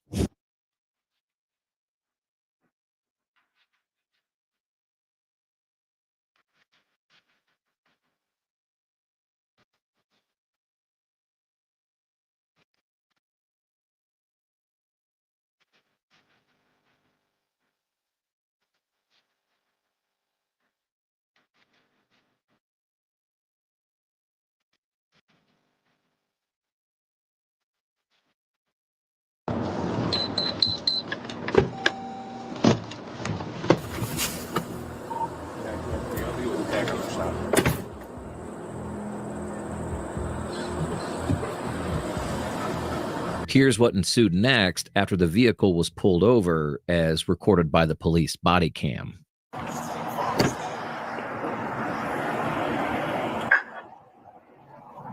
you doing, sir? Hey, what's going on? License insurance? A couple things. Your tinted windows are a little bit too dark. Okay. And then your turn signal back over here, turning into the Motel 6 here. You got to use it 100 feet before the turn. Okay. We'll show you your tints here. Do you have insurance for the vehicle too? It's gonna be on the phone. Okay. Here. Is your current address and everything in Burbank? Yeah. Okay. Yeah. Where are you headed to right now? I was gonna turn it around, go to the mall. Yeah. Yeah. Where are you going? What store? Just the mall? Yeah. Okay. Yeah. See, over there in Chicago Ridge, they close a lot of stores. Okay. You know what? This is a new phone. Okay. I don't have the app. I could download it real quick. You got a paper copy or anything in the car? I don't, boss. I don't. I just got out of work. All right. This your current address and everything like that? It's a CDL. I know what's that? Is that a moving violation for the turn signal? Yeah, it is. I mean, you got tints too. That's not. I don't know. We'll see what we got. Just roll this up a little bit. No, it's dark. I know it's gonna be fine. But I thought if the windows are down, you guys don't. No. All right. Yeah, I don't got the insurance on me. Yeah, I got a CDL, boss. That's what I'm saying. Like, that's why I ride with the windows down. You know what? I don't know. I should have took it off before, but Okay. The officers conducted a measurement of the window tint and found it to be below the legal standard. Turn signal in. Here, how deep? Just roll this up a little bit. Let me check here. No, it's dark. I It know is dark. It's gonna Yeah. be fine. But I thought, no. All right. Yeah, I don't got the. Does he have a driver's license on him? Yeah, I got a CDL, boss. Okay. That's what I'm saying. Like, that's why I ride with the windows down. You know what? I don't know. I should have took it off before. Although Juarez seemed regretful and compliant initially, his nervous behavior alerted the officers, and the situation took a dramatic turn. Like 45 minutes. Michael, you're a little nervous and shaking, man. I know some people get nervous. You got anything in the car or anything? No, like I that? don't. No? Sure. All right. I got a backup. Just came by. He's got a canine, so he's gonna walk his dog real quick. All right. Fine. All right, man. I'm gonna have you step out of the car so he can. I don't feel like stepping out of the car. Sir. Okay, well, I'm gonna have you. It's Illinois Supreme Court says if an officer asks you to step out, you gotta step out of the car. I don't. Here's the thing, too. You have no proof of insurance. I do, officer. Just let me talk. Let me talk. All right. Let me talk. Put your phone down for a minute and listen to me. In the city of Joliet, if you don't have proof of insurance, it's also a towable offense. All right. So I'm gonna ask you again to step out of the vehicle. All right. I don't want to have to arrest you for obstructing. If you have something little in the car, a little weed, I don't care about. Okay, very I'm good. not stepping out of the car, sir. Okay, then I don't want to step out of the car. then you're going to be under insurance. arrest. Then you're going to be under arrest for obstructing. I'm not obstructing. What's your name? Michael. Just follow instructions, please. Is that how? Listen, Officer, I don't want to step out of my car. here's the thing. We're not going to ask you. I'm going to have to get you out of the car, then, man. All right. We're going to place you under arrest. Then you're definitely going down for obstructing. No, all right. sir. You were given your warning. All right. I'm not going to hit you again. You're going to be under arrest here in a second. I'm going to ask you one more time to step out of the vehicle. All right. Officer, I have insurance. I have already explained everything to you. Okay. No, I understand. But I've explained I don't everything. want to consent to a search. Okay. I don't want to step out of my truck. You're not understanding this. All right. No, I hear you. Okay. There's laws. Okay. I gave you the laws. Okay, you got somebody behind you. For a signal, you guys are doing it? Pennsylvania versus Mid says that you have to step out of the vehicle anytime a police officer hits you out of the vehicle. No. There's no probable cause. Juarez ignored several orders from the officers to exit the vehicle, but he was left with no option after the officer gave him a reality check. All right. I'm going to pull you out. We're going to pull you out, and then you're going down for obstructing. So if you have nothing in the car, all right, then you're on your way. Maybe you get a ticket. You don't get out of the car, then you're going to be going down for obstructing. Actually, that's not true, Leonard. Obstructing is also passive resistance. So when you go limp, because that's what some of these criminals would do. When you go limp, when you ignore a compliance action, when they're giving you orders, and you don't do it, that's actually obstructing as well. Now, at this point, it makes no sense to not get out of the car. They're going to arrest you, right? They're going to arrest you. The canines are right behind you. But at that point, passive resistance also does qualify as obstruction of justice. So, and I mean, I guess it depends on the state, but for the most part, it does. Here we go. Come on out. Come on, continue the motion. My wrist, pull me out. 33. Now you're making me nervous, dude. Officer, you have to generate cool. What's the problem? Dude, all you have to do is get out of the car. You said you got nothing in the car. You got nothing in the car. You got nothing to worry about. You guys are upset. All right, man. What makes us think when somebody's saying they're not going to get out of the car, they're on some other Do you have stuff? anything on you? You understand that, right? It doesn't make any sense. Spread your feet there.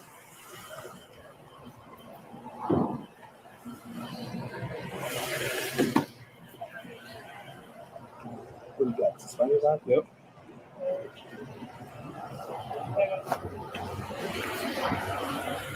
Yeah, you ever been in any trouble before?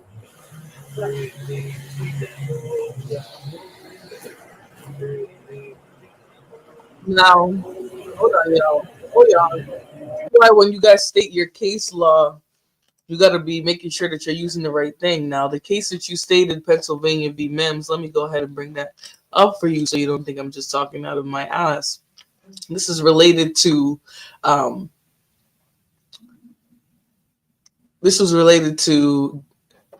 carrying a weapon essentially. And at this point, the order to get out of the car issued after the respondent was lawfully detained. After he was lawfully detained was reasonable and thus permissible under the Fourth Amendment. Excuse me, the state's preferred justification for such order, the officer's safety, is both legitimate and weighty. So literally, it doesn't. You don't have to be in danger, but they do understand that suspects can pose a danger in situations like this. So if they're going to be detaining you, they have a right to ask you to step out of your vehicle, or when they're in the process of detaining you, they have the right to ask you, and you do have to comply with that order and just step out. So window tint is total bull. It's used to stereotype and pull certain individuals over. Well, certain individuals need to stop getting window tint then. Need reason that they are in fear of bodily harm. That's not what's being stated here, okay? But let's see. The order that was held is that they have the right to ask someone to get out of a car. Let me see, because you're saying, what did you say in the chat? He says they have to be in fear of bodily harm. I don't see anything here that says they have to be in fear of it. Revolver was seized in a manner which violated. Yeah, see, this isn't even related. This isn't even specifically related to like if a cop can tell you to get out of the car. It's whether or not it's lawful for them to do that in that instance. And obviously, if you have a weapon on you, the police have the right to, tell you, give you orders at that point. Well, are you a criminal who's being investigated?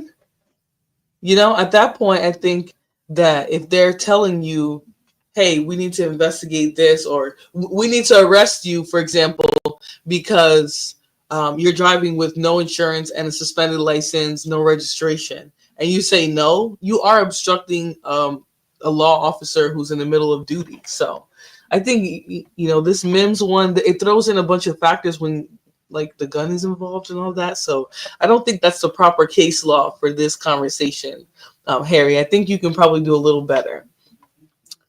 Brody probably don't even have nothing in vehicle. Well, let's find out. All right, let's get back to the bust, because this is not a bust just because they actually found substances, and that's perhaps why the guy was panicking from the beginning. So maybe find a better case. I don't think Pennsylvania v. Mims is the right one.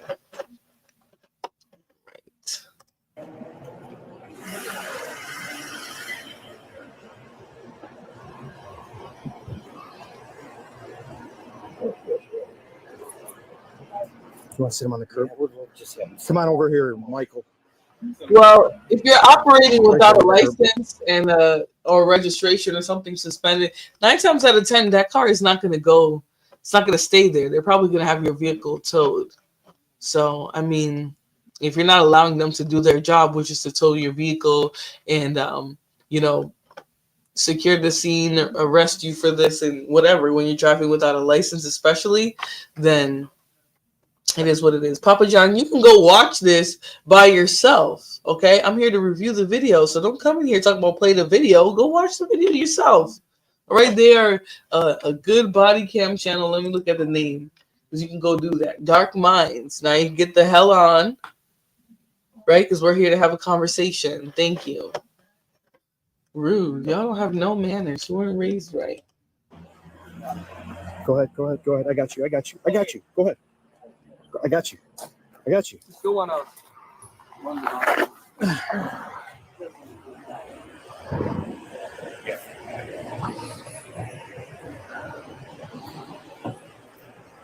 Even listen, a little bit of weed or something like that.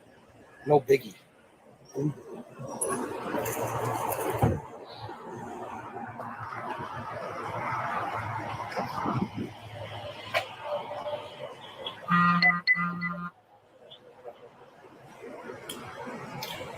I'm gonna run. A canine unit was called in to perform an open-air sniff for narcotics. Meanwhile, Juarez sat handcuffed on the roadside as officers began searching his vehicle for anything suspicious. So an unmarked pulled me over for a traffic violation. We do a lot of stuff by the highways here. Welcome to those of you who are joining the show. Make sure you guys hit the like button, subscribe, so that you guys can enjoy more content like this. Okay. I don't understand how his car not being legit, like not having insurance and all of that, warrants a search. But I think they were already suspicious of him. So let's continue. What's that? I did. He even knew it was illegal. Oh, what was that? Well, he had a turn signal violation and this, and it's at 15. He said it was at 5. It's too dark.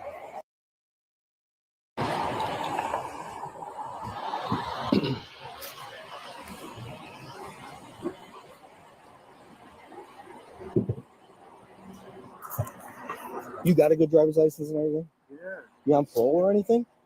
Then what's going on? Why are you acting like this? Come on. How old are you? I didn't even see your license. How old are you?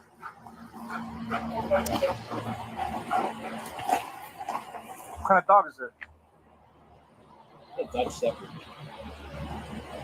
They come black? Yeah.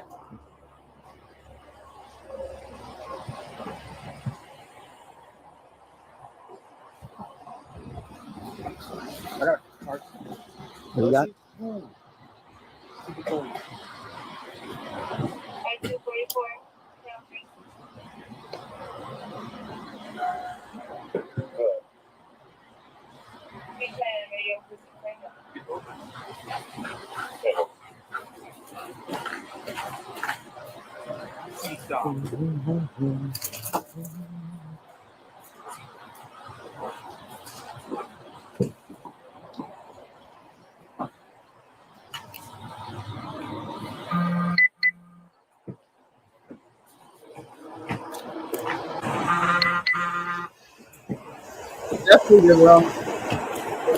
It was definitely the wrong answer. It was a little bit of a guilty reaction for someone who was claiming to be, Oh,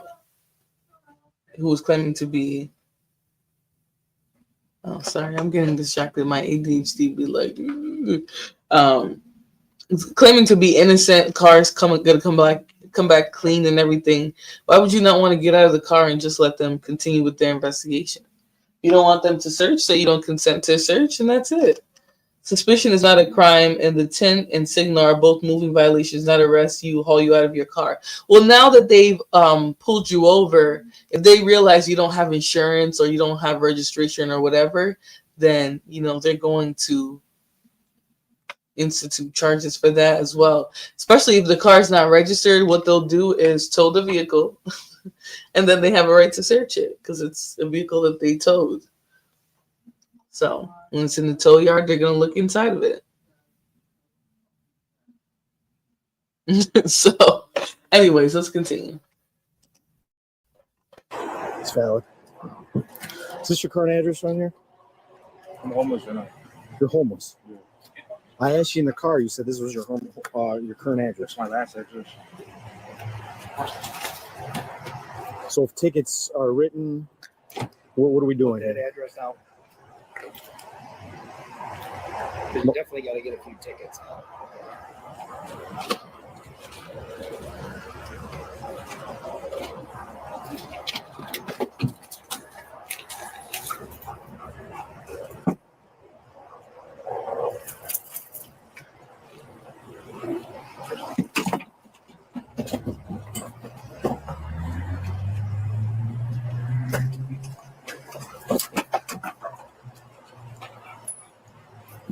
Center console, there's a bag on the passenger seat.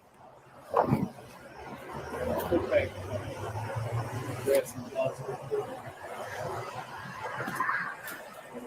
Say everything. Yeah. Okay, we'll call for that.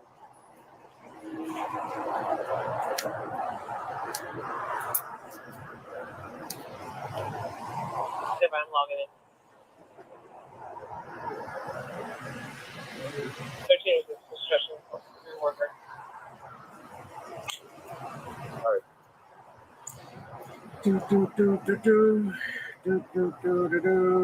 This is fun.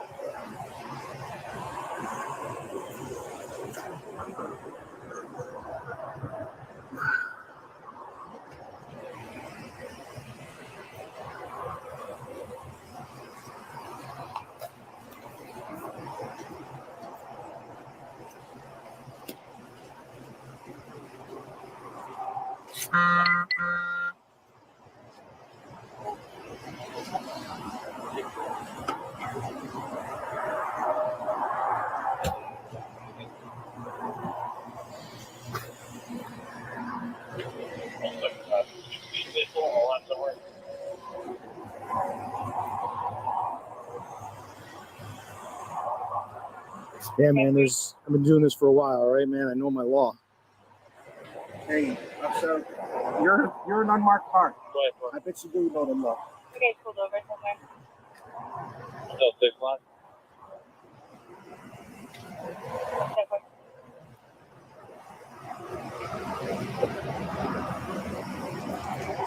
What's this place after that? They're Motel 6, not Independence Motel.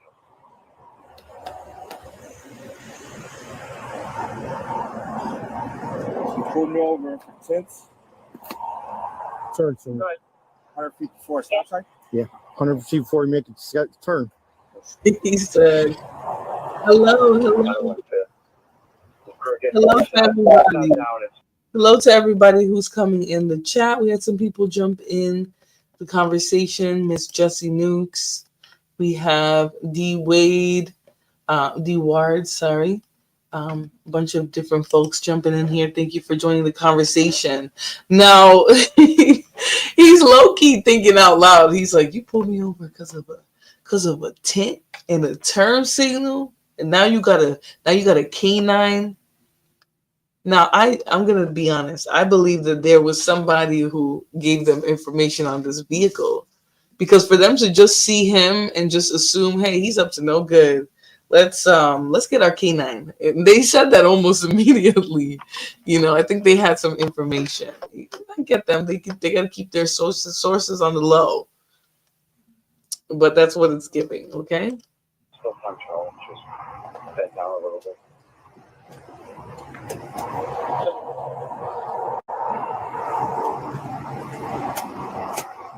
Hi, Maddie.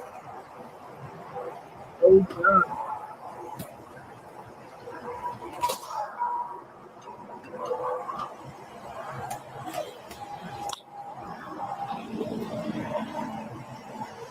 And like I said, insurance, man, it's a tollable offense here in the city. Central 8100, this one. Go ahead. 8528 in the follow.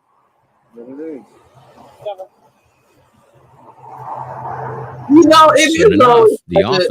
It is always by the Motel 6. You know, that I think it's honestly a combination. You know, the dirty vehicle, the messed up tent, the being by a motel, all of that adds up to this dust that we're witnessing here, where, you know, the K9 came almost immediately out of the vehicle. You know, someone said, Trump, please hurry. Y'all, are y'all okay? Listen. But listen, the Motel 6 is right in frame too. I didn't even think about that. You know, that's definitely part of the aesthetic that's got them in trouble. Crystal Marie says, you look pretty. Thank you so much, Crystal Marie. I appreciate you guys. The dealer combo. That's definitely part of the dealer combo for sure. Let's continue. Officers found an astonishing amount of cocaine and fentanyl in Juarez's car. He was arrested following this bust.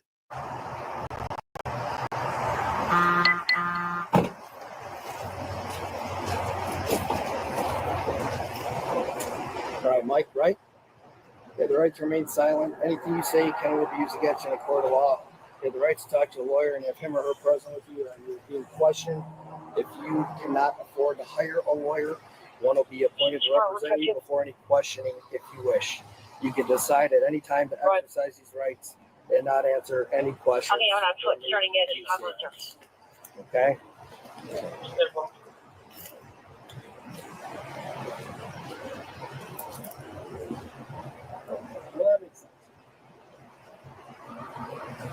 What we got? 13. Just working with a construction crew. Apparently a truck hit this a while ago. It's GLA. There's really no damage, so I'll give you a quote in a minute.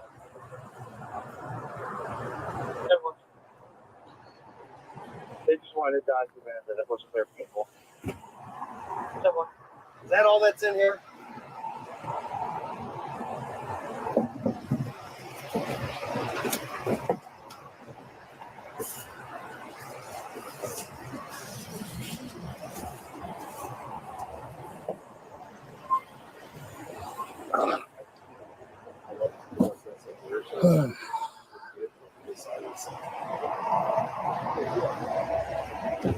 Can I stand up, boss? What's that? Can I stand up? I ain't going nowhere. I know. You know that. Let me get. You're gonna probably need both of us to help you. Yeah. Up. Hey, can you help? He needs to stand up. His legs are bothering him. Needs help. Yeah. Put your feet. Bend your feet yeah. underneath this. 1, 2, 3. Ah, thank you. Here, come lean on the bumper then of this car.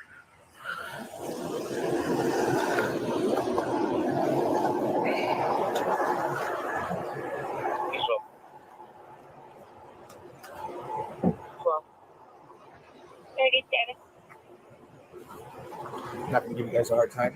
Yeah. I'm not gonna talk any further. Okay. You guys are doing the job. That's it. That's all. Okay. Sounds fair.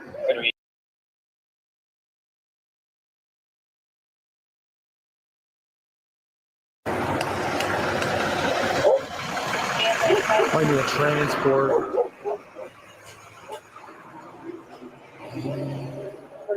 You got him for a minute? Thanks. This is Mike.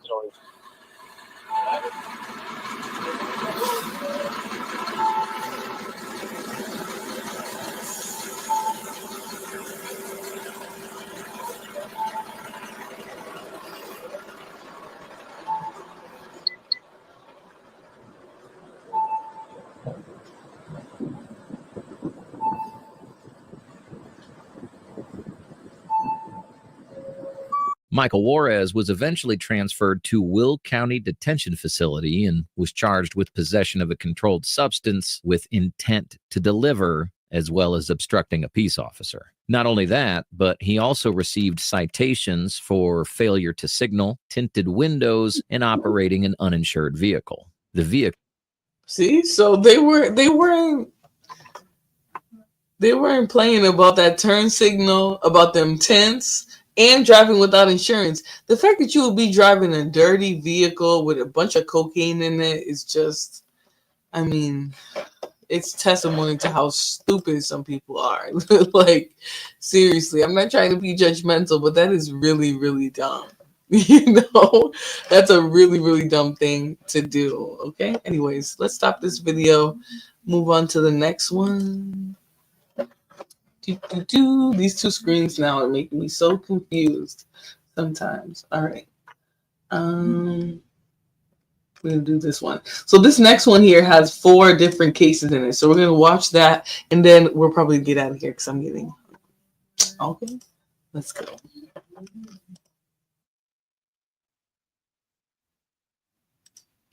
Oops, sorry, I don't have you guys on the screen with me, so I have to share. Sorry. Driving hot and reckless is foolishness. Exactly. Not hitting the turn signal. But that turn signal probably don't even work. The car is probably bust down. That's why he couldn't get insurance on it. Right? So let's continue. You're going to be detained right now, okay? Do you have anything illegal in the car? Okay.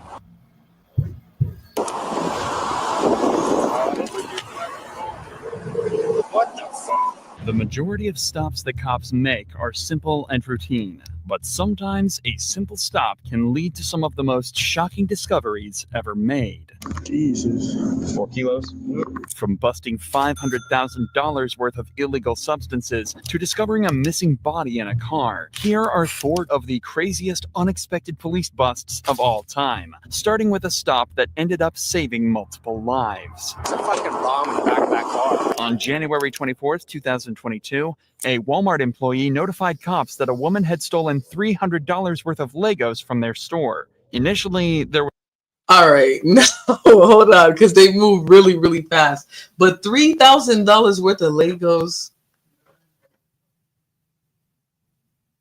Like way too much. So I'm gonna rewind it really quickly because they give you a little bit of a preview, but it all swarms by too fast. But just remember those $3,000 worth of Legos, okay? Did he say 500,000? Damn. Yeah. Legos. Yep. I'm saying Legos. I don't know why. Legos. $300 worth of Legos. Okay, that is ridiculous. But let's I'm gonna play it over again because it just moved by very, very quickly.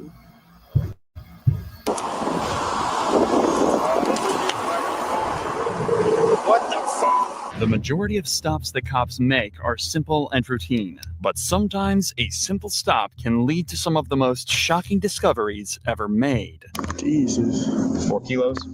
From busting $500,000 worth of illegal substances to discovering a missing body in a car, here are 4 of the craziest unexpected police busts of all time, starting with a stop that ended up saving multiple lives. It's a fucking bomb in the back of that car. On January 24th, 2022, a Walmart employee notified cops that a woman had stolen $300 worth of Legos from their store. Initially, there was nothing out of the ordinary about this, just a regular shoplifting call. And that's how the cops approached it.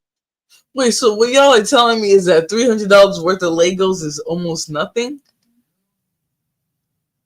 They're little blocks of plastic. I would think that's a lot of Legos. I know I might have at one point misspoken and said 3,000, but $300 worth of Legos sounds like a lot. Somebody said nothing out of the ordinary. I think it's really not that much. You know, that's $300 is not a lot, but you would think like, why is this person stealing all these Legos for? Why would you be getting hemmed up for a $300 set of Legos? That's one set? Oh my goodness. No way this man got caught from stealing Legos. Listen, some of the stuff that we see is ridiculous, but it appears that there was a more nefarious reason that the police are going to want to have been in contact with this person. When they spotted her vehicle and pulled it over. But just minutes later, the cops would discover something that would turn things from simple to one of the most strange and terrifying stops we've ever covered. Hey, I'm Officer Johnson. Hey, you get your license and insurance on you? So the reason we stopped you is today because this Walmart called and did you suspect of possibly ringing up some items? You bought items? Okay. Again, things started out quite simple. Obviously, she denies the allegations of stealing, so the cops check her ID and decide how they want to approach the situation. But when the second cop comes back to ask her some questions, that's when things get crazy. So, what were you doing at Walmart? Just now? Yeah. Buying stuff. Okay. Because we're going to call it you stole Legos earlier. As he's talking with the girl who identified as 20-year-old Mariah, he noticed the stolen Legos in the backseat next to something that was much more concerning. Will you roll down your back window for me? Thank you. Yeah, and I'm gonna say, Gito Planet said using Legos as sharpener. If you guys know, sharpener is like nails, screws, other metal things that people will put inside of a homemade. I'm not gonna say it, but y'all know. It'll be like a blender. I don't know why I'm laughing, but it'll be like a blender or something like that. But the fact that she was using Legos, that's crazy. I was wondering if it would be used as the projectiles, but I also know the Legos get traded for drugs easily. They definitely do. They do. She was tripping. Let me go build a living out of Legos. Oh, girl. Listen, you'll be surprised. People can build tiny houses. I believe one day we're going to be buying houses that are made of Legos.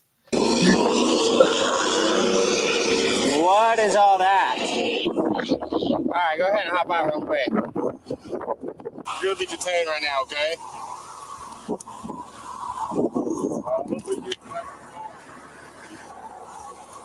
Bro. Yeah, go ahead and secure her. There's a fucking bomb in the back of that car. Like, a bunch of fireworks stuck together with, like, metal and shit wrapped around. Explain to me what that device is in the back of your car that looks like a bomb. My boyfriend made that. Okay, sit tight. As the cop said, he spotted what appeared to be an explosive device in the backseat of the car, right next to the stolen Legos. Things just went from 0 to 100 instantly. especially as the girl says she's been arrested multiple times before and that her boyfriend is allegedly involved in this as well. And things only become more concerning when they look more closely at the device and see exactly how it's constructed. Can you start a supervisor out here? It looks like there's some sort of explosive device in the back of the car that someone has built. It's got like 4 big ass fireworks, big old screws and shit all within that, and then it's got like a bunch of stuff wrapped around it. It's definitely made to cause some damage when it goes off. Even though the cops are fairly certain it's not set to explode remotely, they still have to take every precaution to protect the public, and so shut off the roads around the vehicle as quickly as possible. Then it's on to the next most important task: finding out exactly who made it and what they were planning to do with it. All she said is that her boyfriend made it. So we probably want to figure out who boyfriend is and if there's any more at his house, maybe. So what's the deal in the back of your car? You said your boyfriend built it? I honestly have I don't know nothing about fireworks except for fireworks. I mean. Okay. What's your boyfriend's name? Zane. Zane? Yeah. Okay. When did he make that? Or Like, yes, a couple days ago. Okay. Do you know why he made it or anything? Just made it because he wanted to make it. She was then asked to call her boyfriend, who arrived on foot soon later. If you think things are strange already, just wait until you see how he behaves. What's up, bud? What's your name? Zane Bennett. Okay, Zane, come over here and hang out for a second. What's up? Do you have any ID on you? My girlfriend had it on her. Okay. Notice that the very first thing Zane asks is if he can get his car back. He wasn't told why he had to come to the scene, but it's obvious he's aware of exactly what's in that back seat and is desperate to figure out a way out of this. Where'd you come from? My friend had brought it up here. So you're not on arrest, but I'm going to detain you real quick because we got some things we got to talk about. So, man, I'll just cut to the chase, and I'll tell you why we have like all this shut down and everything. Right. Is it has to do with the little device you've made. It looks like some fireworks tied together, some nuts and buds to it. Mm-hmm. So that's why we have this all shut down, because it's kind of our protocol is it looks like an explosive device. You know, is it like active? Is it like volatile to where if it falls, breaks, is it going to go off? It's literally just fireworks. Like if you take it apart, it's a bunch of little fireworks. With Zane in the backseat being questioned, tensions were high as they tried to figure out exactly what he was going to do with the weapon. But strangely, the only person who didn't seem nervous was Zane himself, and the reason why is even more perplexing than anything else in the whole case. So yeah, he said he's just out he was going to do some redneck stuff today, and he was going to take it out and blow up some watermelons with it. He said it's a couple of fireworks tied together. You have to light it like a normal firework. And he said, I just wanted to see what the stuff I taped to it on the outside would do if I lit it by a watermelon. All the screws and everything. Yeah, I said, were you trying to use it as a weapon? Were you going to, go do anything today? He goes, no, I was just going to blow up some watermelons. And I said, okay. I was like, all right, cool. So he doesn't even seem really nervous at all about it. As insane as Zane's story sounded, it turned out to be true. And a few hours later, the bomb squad determined the device to be safe, constructed out of fish hooks, bolts, and fireworks. Nevertheless, Zane was charged with illegally manufacturing an explosive device, and Mariah with petty larceny for stealing the Legos. But not every case like this has such a happy ending. Just like the cops found out when they made the biggest bust of their careers. And let me just say this. The fact that you know how to make even a low tier explosive, I don't want to say it completely. There's something a little wrong with that. He didn't think it was wrong. Yeah, I'm sure he did it, but like, why do you know how to make one? And if you know how to make a tiny one, you probably know how to make a regular one too. He's a YouTuber blowing ish up. I do it also when we go hunting. Yeah, I've definitely heard of it. That sounds about right. Tell me he don't look like him though. I'm not sure who that is. It's just fireworks taped together. I mean, fireworks, I think they said, what was it else? What else was it? Nails, something else. There was other instruments involved. Hold on. I'm going to go over here. Sign this mouse. while on a end with Zane wife constructed out of fish hook. So fish hooks, bolts, and fireworks. In the ones that can be lethal, there are bolts, like I mentioned, bolts, nails, screws, other stuff. They literally put it inside something that's meant to detonate, which would have all those things fly around, which is what makes it dangerous. Fish hooks, that's not nothing. That's not something that's necessarily not dangerous. That is kind of dangerous. Maybe they were making a YouTube video. They have a space for that. Yeah, but they still should have cleared it with law enforcement. You know what I mean? So that she didn't get pulled over for petty theft and have this, this thing in the car that, can cause a lot of trouble and make a lot of people fear for their safety. So thank everybody for hitting the like button for me. I appreciate it. You guys are doing a swell job of that. I appreciate it. It's extremely dangerous. Not Gen X playthings. Listen, some of us, we used to have to find whatever we could find to be entertained. We used to put menthols in the Coke bottles. Listen, we used to do it all. So bolts and fireworks. Nevertheless, Zane was charged with illegally manufacturing an explosive device and Mariah with petty larceny for stealing the Legos. But not every case like this has such a happy ending, just like the cops found out when they made the biggest bust of their careers while on a completely routine traffic stop. A criminal, I'm not a crook. I was not going to get in my car. I swear to you. But as the cops would... Now, I'm just going to go ahead and say, right, we're getting ready to start the second story. You should not start out by saying, I'm not a crook. Okay? You shouldn't start out. 9 times out of 10, the first thing that comes to their mind is going to be like, this is a crook trying to act like they're not a crook. They're trying to play me like I'm stupid. That's what the police officer is going to think. It's really just not a good method. All right. Just be honest. Give them the least amount of information possible. You don't have to prove your case to the police in the moment. You still have, what do you call it? You still have your amendment rights that are you're due a speedy trial, fair trial, an attorney if you can't afford one, all of that. So let's continue. Would find out this man was much more than a criminal. He'd been hiding a deadly secret for almost 28 years. On the 16th of August, 2022, officers from the Oconee County Sheriff's Office were conducting random registrations on random vehicles when a Mazda flagged up as having no insurance and a suspended license. The driver identified himself as Rise Seckham and immediately seemed not just anxious, but terrified. What's your last name? Sikkim. Sikkim. Okay. All right. I'm gonna have you go and step out the vehicle for me. All right. So here's what's gonna happen, Sikkim. Okay. Unfortunately, I'm gonna have to place you into custody today. Okay. You're gonna have to go down to jail. Oh no. You gotta get booked in. They're gonna take your fingerprints and picture, and you'll get a bond. But because you're driving on a suspended license, we gotta go down to jail. Sir, I did not know. I have children. I have a sick uncle, and I run the household. I got you. Unfortunately, I really don't have a choice at this time. Please place you under arrest. Go ahead, turn around, put your hands on your back, please. Please put your hands on your back. Seckham was all but ready to leave before the deputies notified him that he was being detained for having no valid insurance, something that seemed to immediately set him off. From this point on, watch how Seckham acts around the cops. It's understandable to be nervous and uncomfortable in this situation, but something about the extent of Seckham's anxiety seems odd to the cops. Who set your phone up on the car? They're putting me under arrest right now. I don't know. For driving with suspended license. Suspended license.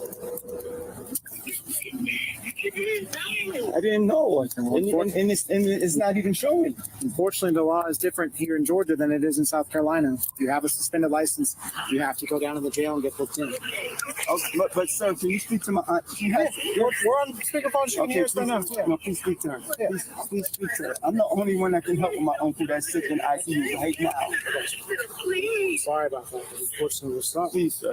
Please, sir. Yes, sir. We're gonna walk you to my daughter's car. Come on, sir. Please, my aunt is old. She's 80 years old. Sir, please. Do you have anything on I will not. I swear, you can. Please check me. Okay. Please check everything on you. I'm gonna search you incident to arrest. See where it says emergency 911? Yes. Face towards that. Okay. Separate your feet out. Okay, a little bit. Nothing in your pockets, right? Sir, please. What all do you need out of your car? Sir, I have a child at the house that they cannot take care of. What all do you need out of your car? Sir, I beg you. I beg of y'all. I will not touch my car. You can take my keys out. The only crime Seckham has committed is driving without the valid insurance and license necessary. This is not a major crime by any means, and could be punishable solely by a small fine. Yeah, you have your automobile impounded as well, right? Impounded as well. So your car is going to get towed and you're going to have to pay a pretty penny to get it back.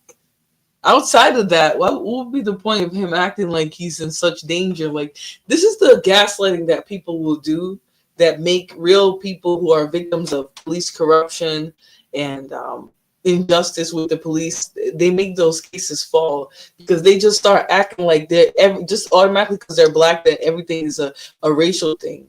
Bro, you're driving without insurance, on a suspended license, so your vehicle is not registered because your license is suspended. And in order to have a vehicle registered, your license needs to be active.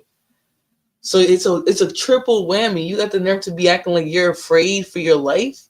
You can take the charge, go pay that $500 to get your vehicle back, pay off your taxes or whatever it is that got your license suspended, and keep it pushing. You know, not everything is racial. It's ridiculous when some of these dudes start acting like this, and then boom, come to find out he's a complete deviant, but playing like he got a reason to be afraid of the police. And a short ban from driving. It's not the end of the world for Seckham, and the cops are trying to communicate that to him. But nothing seems to calm him down, and the officers start to get suspicious. Sir, I do for my entire family. Okay. Well, Do you know I don't have a choice here, man. I'm telling you that. I told you I was not going to get in my car. We I don't swear have a to you, choice. I wasn't going to get in You my have a car. suspended license. You drive the car without insurance. You got that taken care of. I've been doing it every you got day. Suspended registration. You have to go down to the jail and get booked in. Just take your photograph. They're going to take your fingerprints. They'll give you a bond amount. And you can bond out, and then you can get on the way up to the hospital. But you can't drive. Sir, So have a seat for okay, me, please. All right, may I speak after you? Have a seat for me, please. Are you going to Sit down and then I'll listen to you. Okay, so what do you want to tell me? On everything, my aunt just had a stroke. My uncle just had a stroke 2.5 weeks ago. I'm here helping my family. I don't even know who can come and bond me out. I don't even know who can come and bond me out.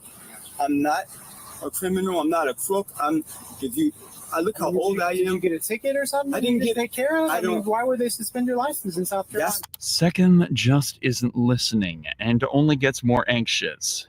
He's continuously pleading with the cops and attempting to seem like a respectable family man. But one major thing stands out in this piece of footage. In his attempts to seem trustworthy, he's been pretty consistently maintaining eye contact with the officers. But take a look at what he's saying during the first moment he breaks eye contact for a significant amount of time. I'm not a criminal. I'm not a crook. I look how old I am.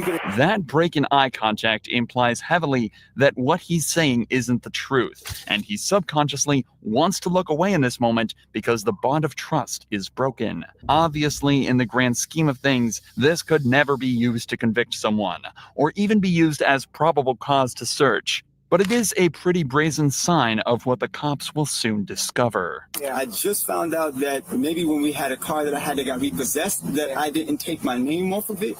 Okay. Now, I wouldn't imagine that they'd suspend you for a repossession. But that's what I'm saying. I don't. But no information is coming up. I won't drive. I'll have my cousin. They're not gonna suspend your car because you got repoed or they're looking to repo. They're not going to suspend your license for that. So, I mean, now he's just windmilling at this point. Nothing sounds believable that he's saying to me. You're not going to speak to me? No, unfortunately, I told you. I've already explained my position. Oh, this hurts. I don't have a choice. The real crime is those pants. Look, you can get in and get. The real crime is those pants and those shoes. Hold on. Y'all see that? What in the Jabari? Not Jabari. Who's the guy that be on the magic carpet? It's giving Hood. It's giving Hood. Whoever the guy that be on the magic carpet, because he got the flare leg, and then I don't know what kind of Nikes or I don't know what kind of shoes that are. Let's pay attention to the outfit, okay? You guys know who I'm talking about. Them pants are crazy though. Aladdin, yes. Unfortunately, I told you. I've already explained my position. Like what? This is the real crime right here. Not now how he decided to put them pants on with the combination of the shoes and the white sock is beyond me. Okay. This hurts. I don't have a choice. That was off topic, y'all. Look, you can get in and get out. All right. I can get in and get out? Yeah, like they'll book you in. If you have somebody that can bond you out, you have a preset bond, so you can bond out of jail. You don't have to wait to see a judge. Well, how much is that? I'm not quite sure. They'll give it to you when we get there. Okay. We'll work with you. All right. We'll try to get you out as quick as possible. The cops are being extremely nice to Sechem, trying to put his mind at ease by repeating that it isn't a huge deal and that he'll be out by the end of the day. But that wasn't the case at all. Sechem was taken back to the police station and processed, but when he was asked to scan his fingerprints, a match was found, and the name wasn't the one he'd given. Instead, it was Muhammad El Amin, and there was a reason he was on file. 28 years ago, in 1994, Muhammad allegedly shot and killed a man with a handgun at a train station before fleeing and seemingly disappearing entirely. So he shot the sheriff. Dang. 28 years. Imagine 28 years you make it on the run and then you get picked up for driving without insurance or a license. And then to be Muhammad at that. This was probably his days. This was probably his days in the NOI, right? They probably made him do it. They made him the fall guy, and then he left the NOI after this. You know, that would explain the pants. The name Muhammad El Bin Q, it's a lot.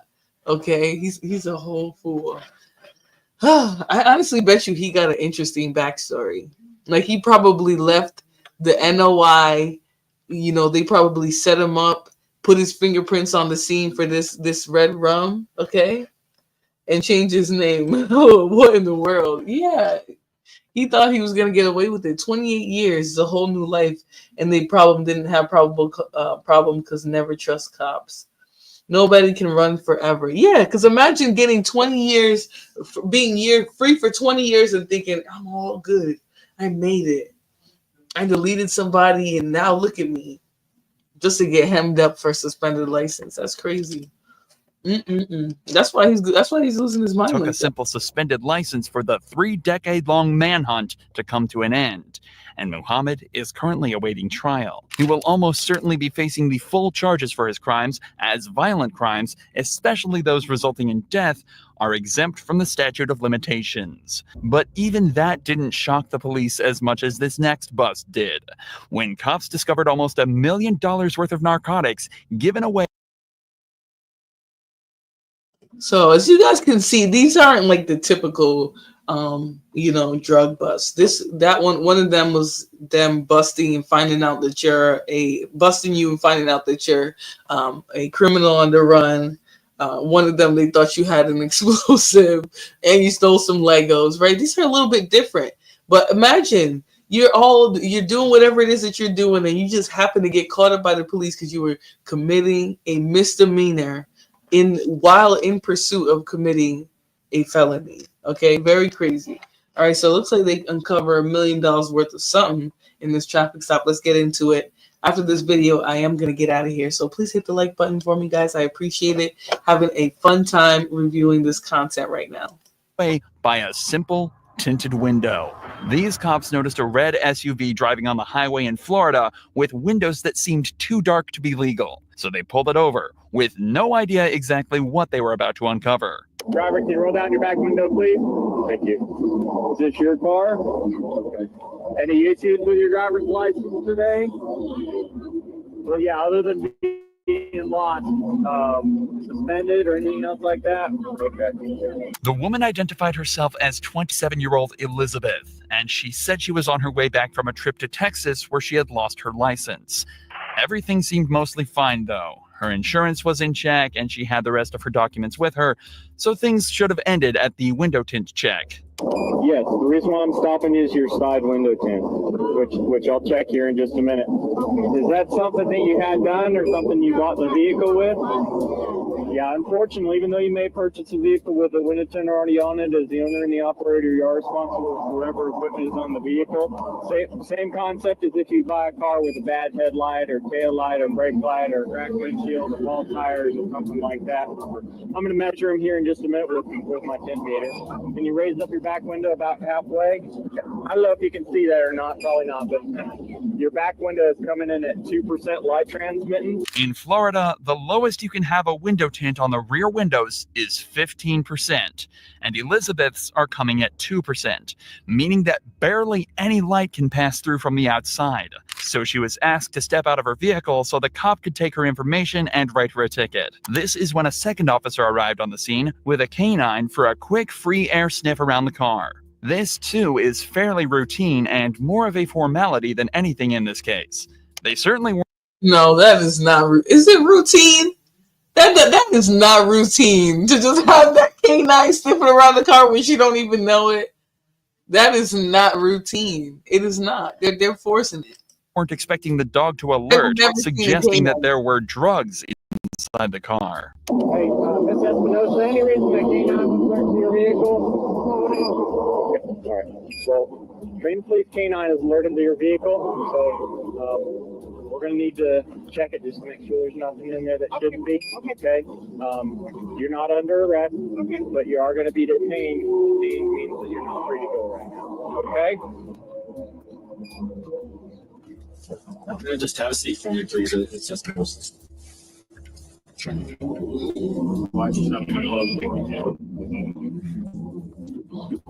Am I able to make that call, or ma'am? Am I able to make that call real Yes, quick? go ahead. Okay. You can use your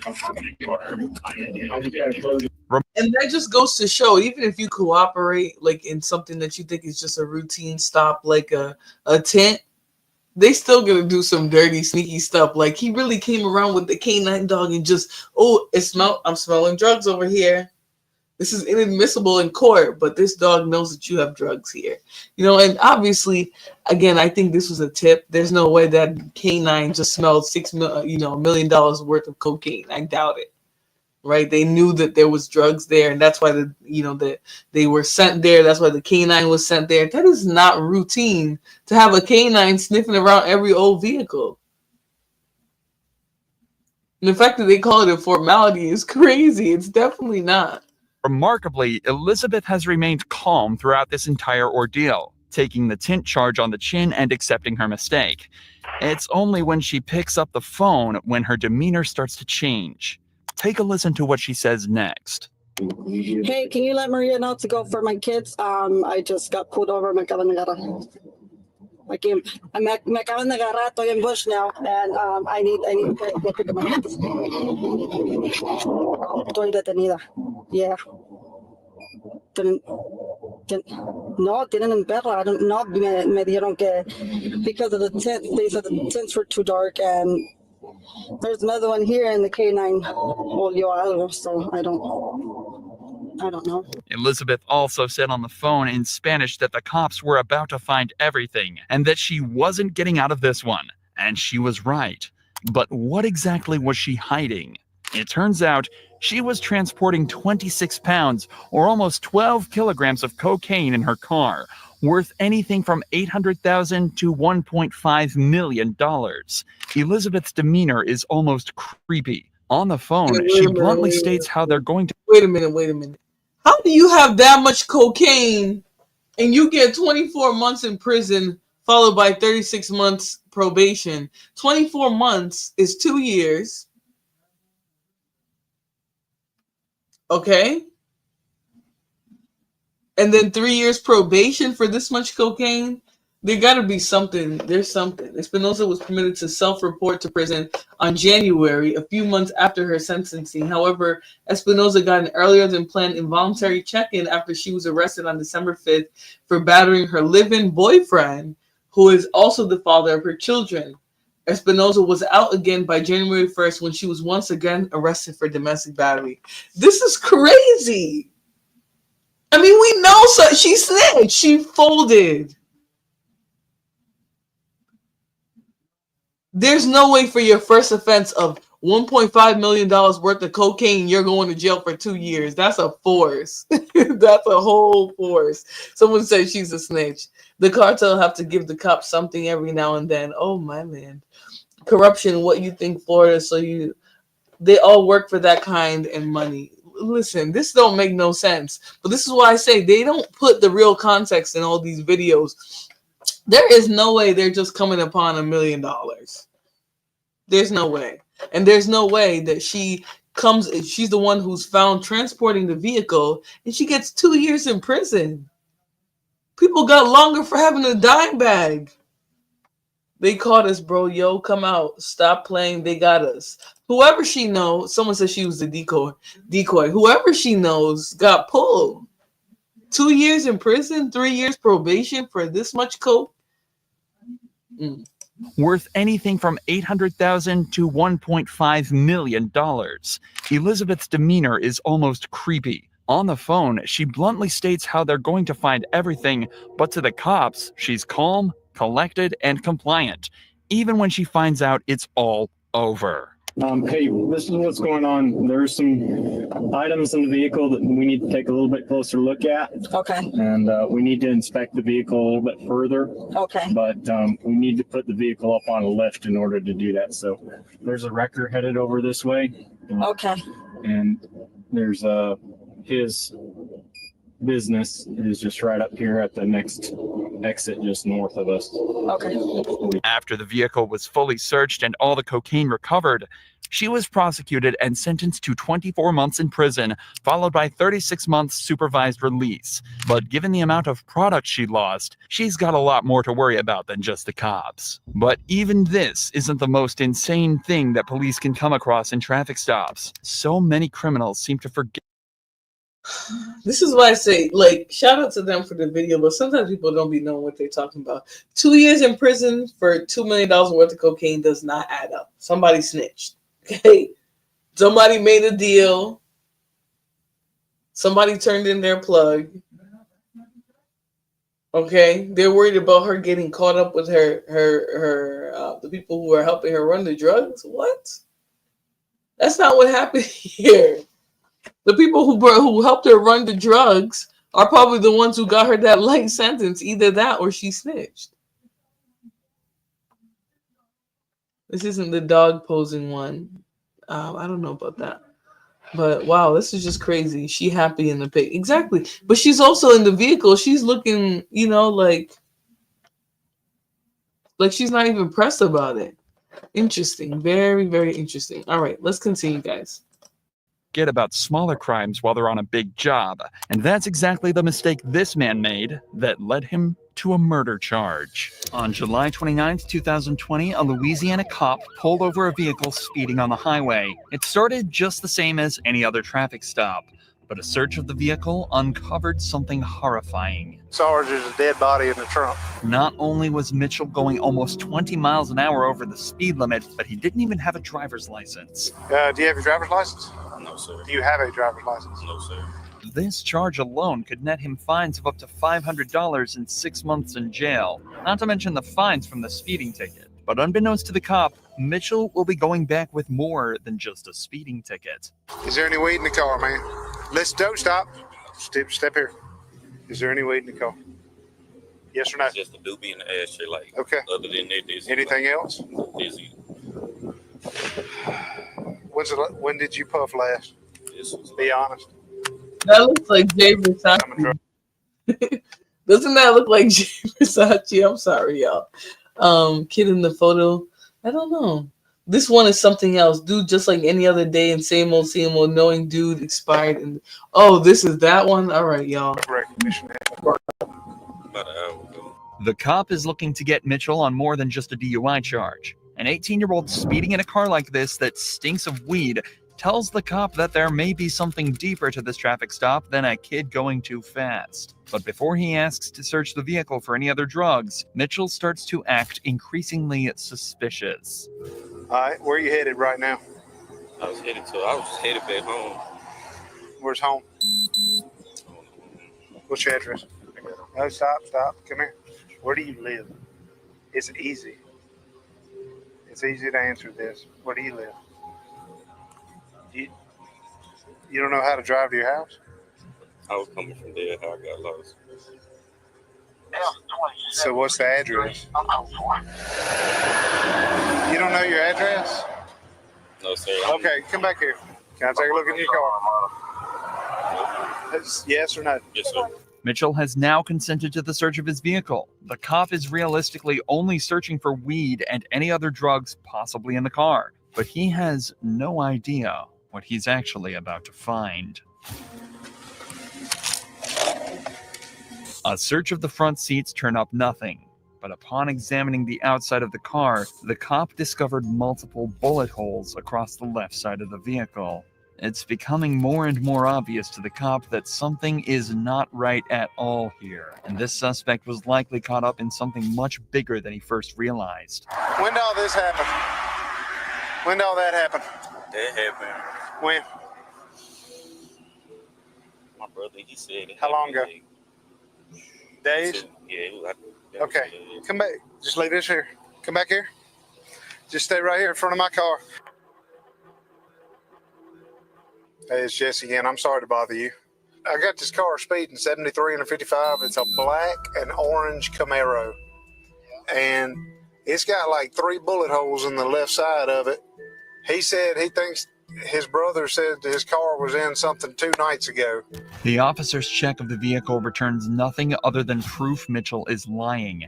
His address comes back as somewhere completely different to where he's saying, and the car is registered to someone with a completely different surname. Now, he says he lives in Winsboro, but he's got a Richwood address, and the car comes back out of Monroe, and he's got this, he's got a GPS thing put in, but he don't even know the address, so he's lying about a bunch of junk. Where do you live? Be honest to me. Monroe? Yes. Richwood? Yes. You don't live in Winsboro. Yes. Why would you try to bluff me on that? Why would you lie? You know what's crazy? Like, people be so, like, the reason why I find all this to be so important, because somebody will look so normal and regular and innocent, like they're just everyday people, but they're hiding despicable secrets. Like, this guy is standing there, his facial expressions are very like flippant. He's kind of, you know, his face is kind of just like stuck in one expression. He's very expressionless. There's nothing behind his eyes. Openly lying about everything. It's kind of scary, you know, that people like this can be walking amongst us, and unless we really paid attention, we wouldn't even know. Who said Little Bow Wow? Who said Bow Wow is going down? Listen. Greatest illusion is plain sight. That's correct. Still looking up. That's really true. A lot of time you'll find criminals will try to hide in plain sight, right? They'll have soccer mom looking people running drugs or doing other crimes that you would expect somebody who would look more hard to be doing. So let's continue. To me on that, because I already knew that before this guy said something. What's up? Talk to me. You better stop lying to me right now. You're gonna be in jail. I'm just going to my sister's. To your sisters? That's the last freaking lie you better tell me. This whole situation is already immensely confusing.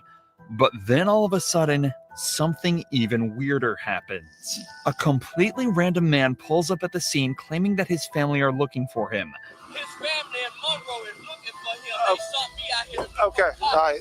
Well, I got somebody pulling up behind my scooter. What do you mean they were looking for him? They looking for him. The car missing. Hey. Okay, give me your phone. Hey, man, he's not giving that name, though. He's given another name. And when they give yet another different name for Mitchell and the owner of the vehicle, the cop rightfully is at a loss. This has gone from a traffic stop to a full-on mystery, and the cop is determined to get to the bottom of it. There's a kid that's been reported missing, and that they took the car from Monroe, and he lied to me about his last name, his address and where he's from. Random guy pulls up behind me and said, hey, this guy's looking for that kid. I need to know if this car has been reported missing, stolen. And I know he's BSing to me about where he's going. He says he's going to his sister's house down here. If you could, hey, talk to him.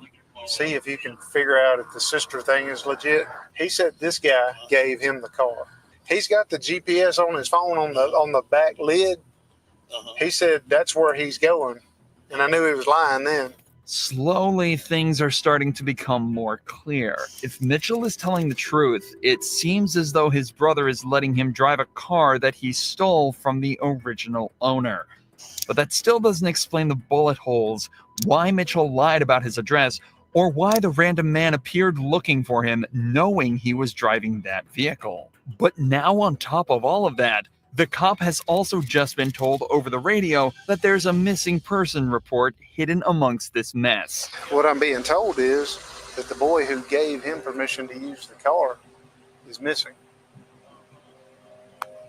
So he's lying his ass off. Go looking for the person who owns the car, find out that the son of the owner of the car is missing, and now we got bullet holes all in the car. I got you. So something's bad. The only thing he lied about was his address in Winsboro. If he's knows something about this boy that's missing, there's bullet holes, I'd like to at least, I guess I'll do as much good contact as I can. A few more calls are made, and it turns out the missing person is Michael Robinson, the alleged brother of the boy at the scene, and the man who gave him permission to be driving the car today. However, it's still unclear who owned the car in the first place, but the cop decides to forget about that for a moment and examine the vehicle a second time now that backup has arrived.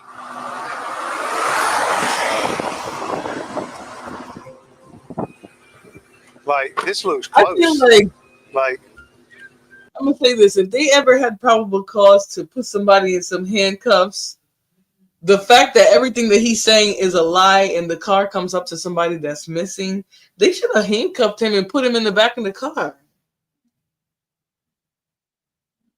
Like, the fact that he's still just standing, I would be afraid to have him just standing there. He can go running. He can try to take an officer's weapon. He can try to hit somebody. Dude said, "You can borrow my car over my..." Why'd you have to do that, Jesse Nukes? You know, I'm just like, I have the worst. My first instinct is going to be to laugh because I'm just one of them people that do that. Yeah. And why wouldn't he run? LOL. Yeah, he did, Thomas. I'm not going to highlight your comment because you can't use those type of words nowadays. I knew a guy with the exact name, but he is still alive. Oh, jeez. That is crazy. All right, let's continue, guys. Bam, bam, bam, bam. Yeah. And the boy. See? Little did he know, this is where all his questions would be answered at once in the most gruesome way imaginable. I'm going to do the obvious thing I want to do.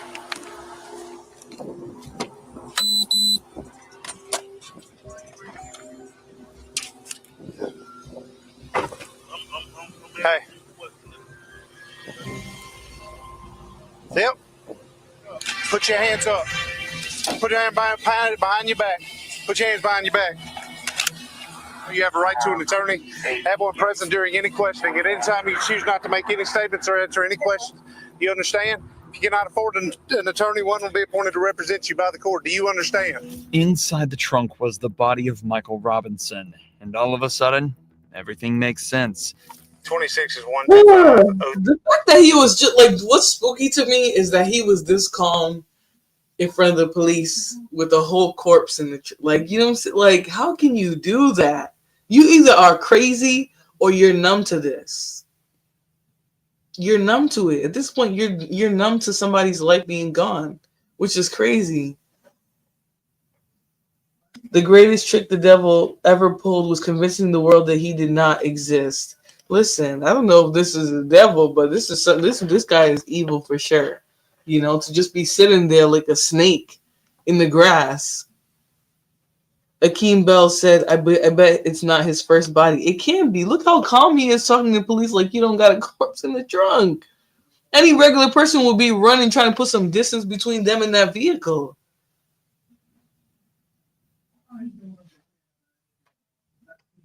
Oh my goodness. This guy is 14 years old. Oh my gosh. 3057-125-0357. F39 Troop F desk. Good.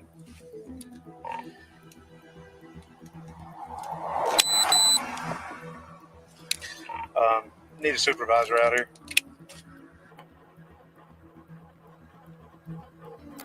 All right, I get the guy out. He's super nervous. He lies to me about his address. He's got no driver's license. He says he's going to his house in Winsboro. Well, I find out he lives in Richwood. I pop the trunk. Sorry, there's a dead body in the trunk. Okay, so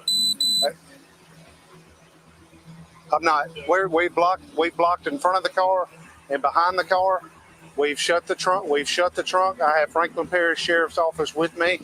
We're at 82. Okay, we're done. It turns out Michael Robinson wasn't related to Mitchell at all. Instead, he was merely an unintentional casualty of an armed robbery Mitchell was part of earlier. Who is that? Who is that? Listen, Who is who? that's Mike. That's Mike. How did Mike get there? Tell me. It wasn't me, man. It was. Okay. I just hit him, bro. I did. You just hit him? That's it. In the mayhem of the robbery, Mitchell shot Robinson multiple times with a handgun before loading him into his trunk and driving him away to Winsboro to dump the body. But of course, before he could make it, he was pulled over by the officer for speeding. Michael Mitchell is being charged for the armed robbery and the second-degree murder of Michael Robinson. Mitchell is currently awaiting his trial, but is expected to be sentenced to life behind bars.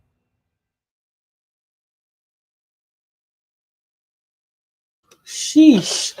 That one was a lot, okay? Listen, sometimes when the cops catch people, they run into them, it's for good reason, right? Sometimes they come into situations like that. Now, thank you so much, everybody, for being here with me today, for catching the show. If you guys can do me one quick favor before you exit the channel and I end the show, if you can hit the like button, if you can share, if you can subscribe, I would greatly appreciate it. Okay, I'm going to be bringing you guys more content. Now, one thing, somebody mentioned in the chat the story of Sarah Boone, who she is known as the, ooh, not a pen, she is known and she is known as a suitcase deleter. Sorry, I'm laughing because I grabbed my vape and like had it in my hand like a pen. But I'm going to be talking about Sarah Boone and her putting a man in a suitcase later today. So if you guys are interested in more true crime stories like that, a little bit different pace than the body cam, then make sure you guys hit the like button, subscribe, share, and come back for more, okay? Spaceless says, thank you, Mama. What was the channel name again? I believe that was, hold on, I got you, because I can't leave my people hanging. This is, this one that had the 4 different cases is Dr. Insanity. So, you already seen the Waller video? What is that? Oh, I don't think I have. But I'm going to look into any of the suggestions you guys leave for me after the video ends. Feel free to engage with the content. Hit the like button, share, leave a comment after the stream ends, and I would greatly appreciate it. Otherwise, I will see you guys on the next one. Okay? Thank you. Bye-bye.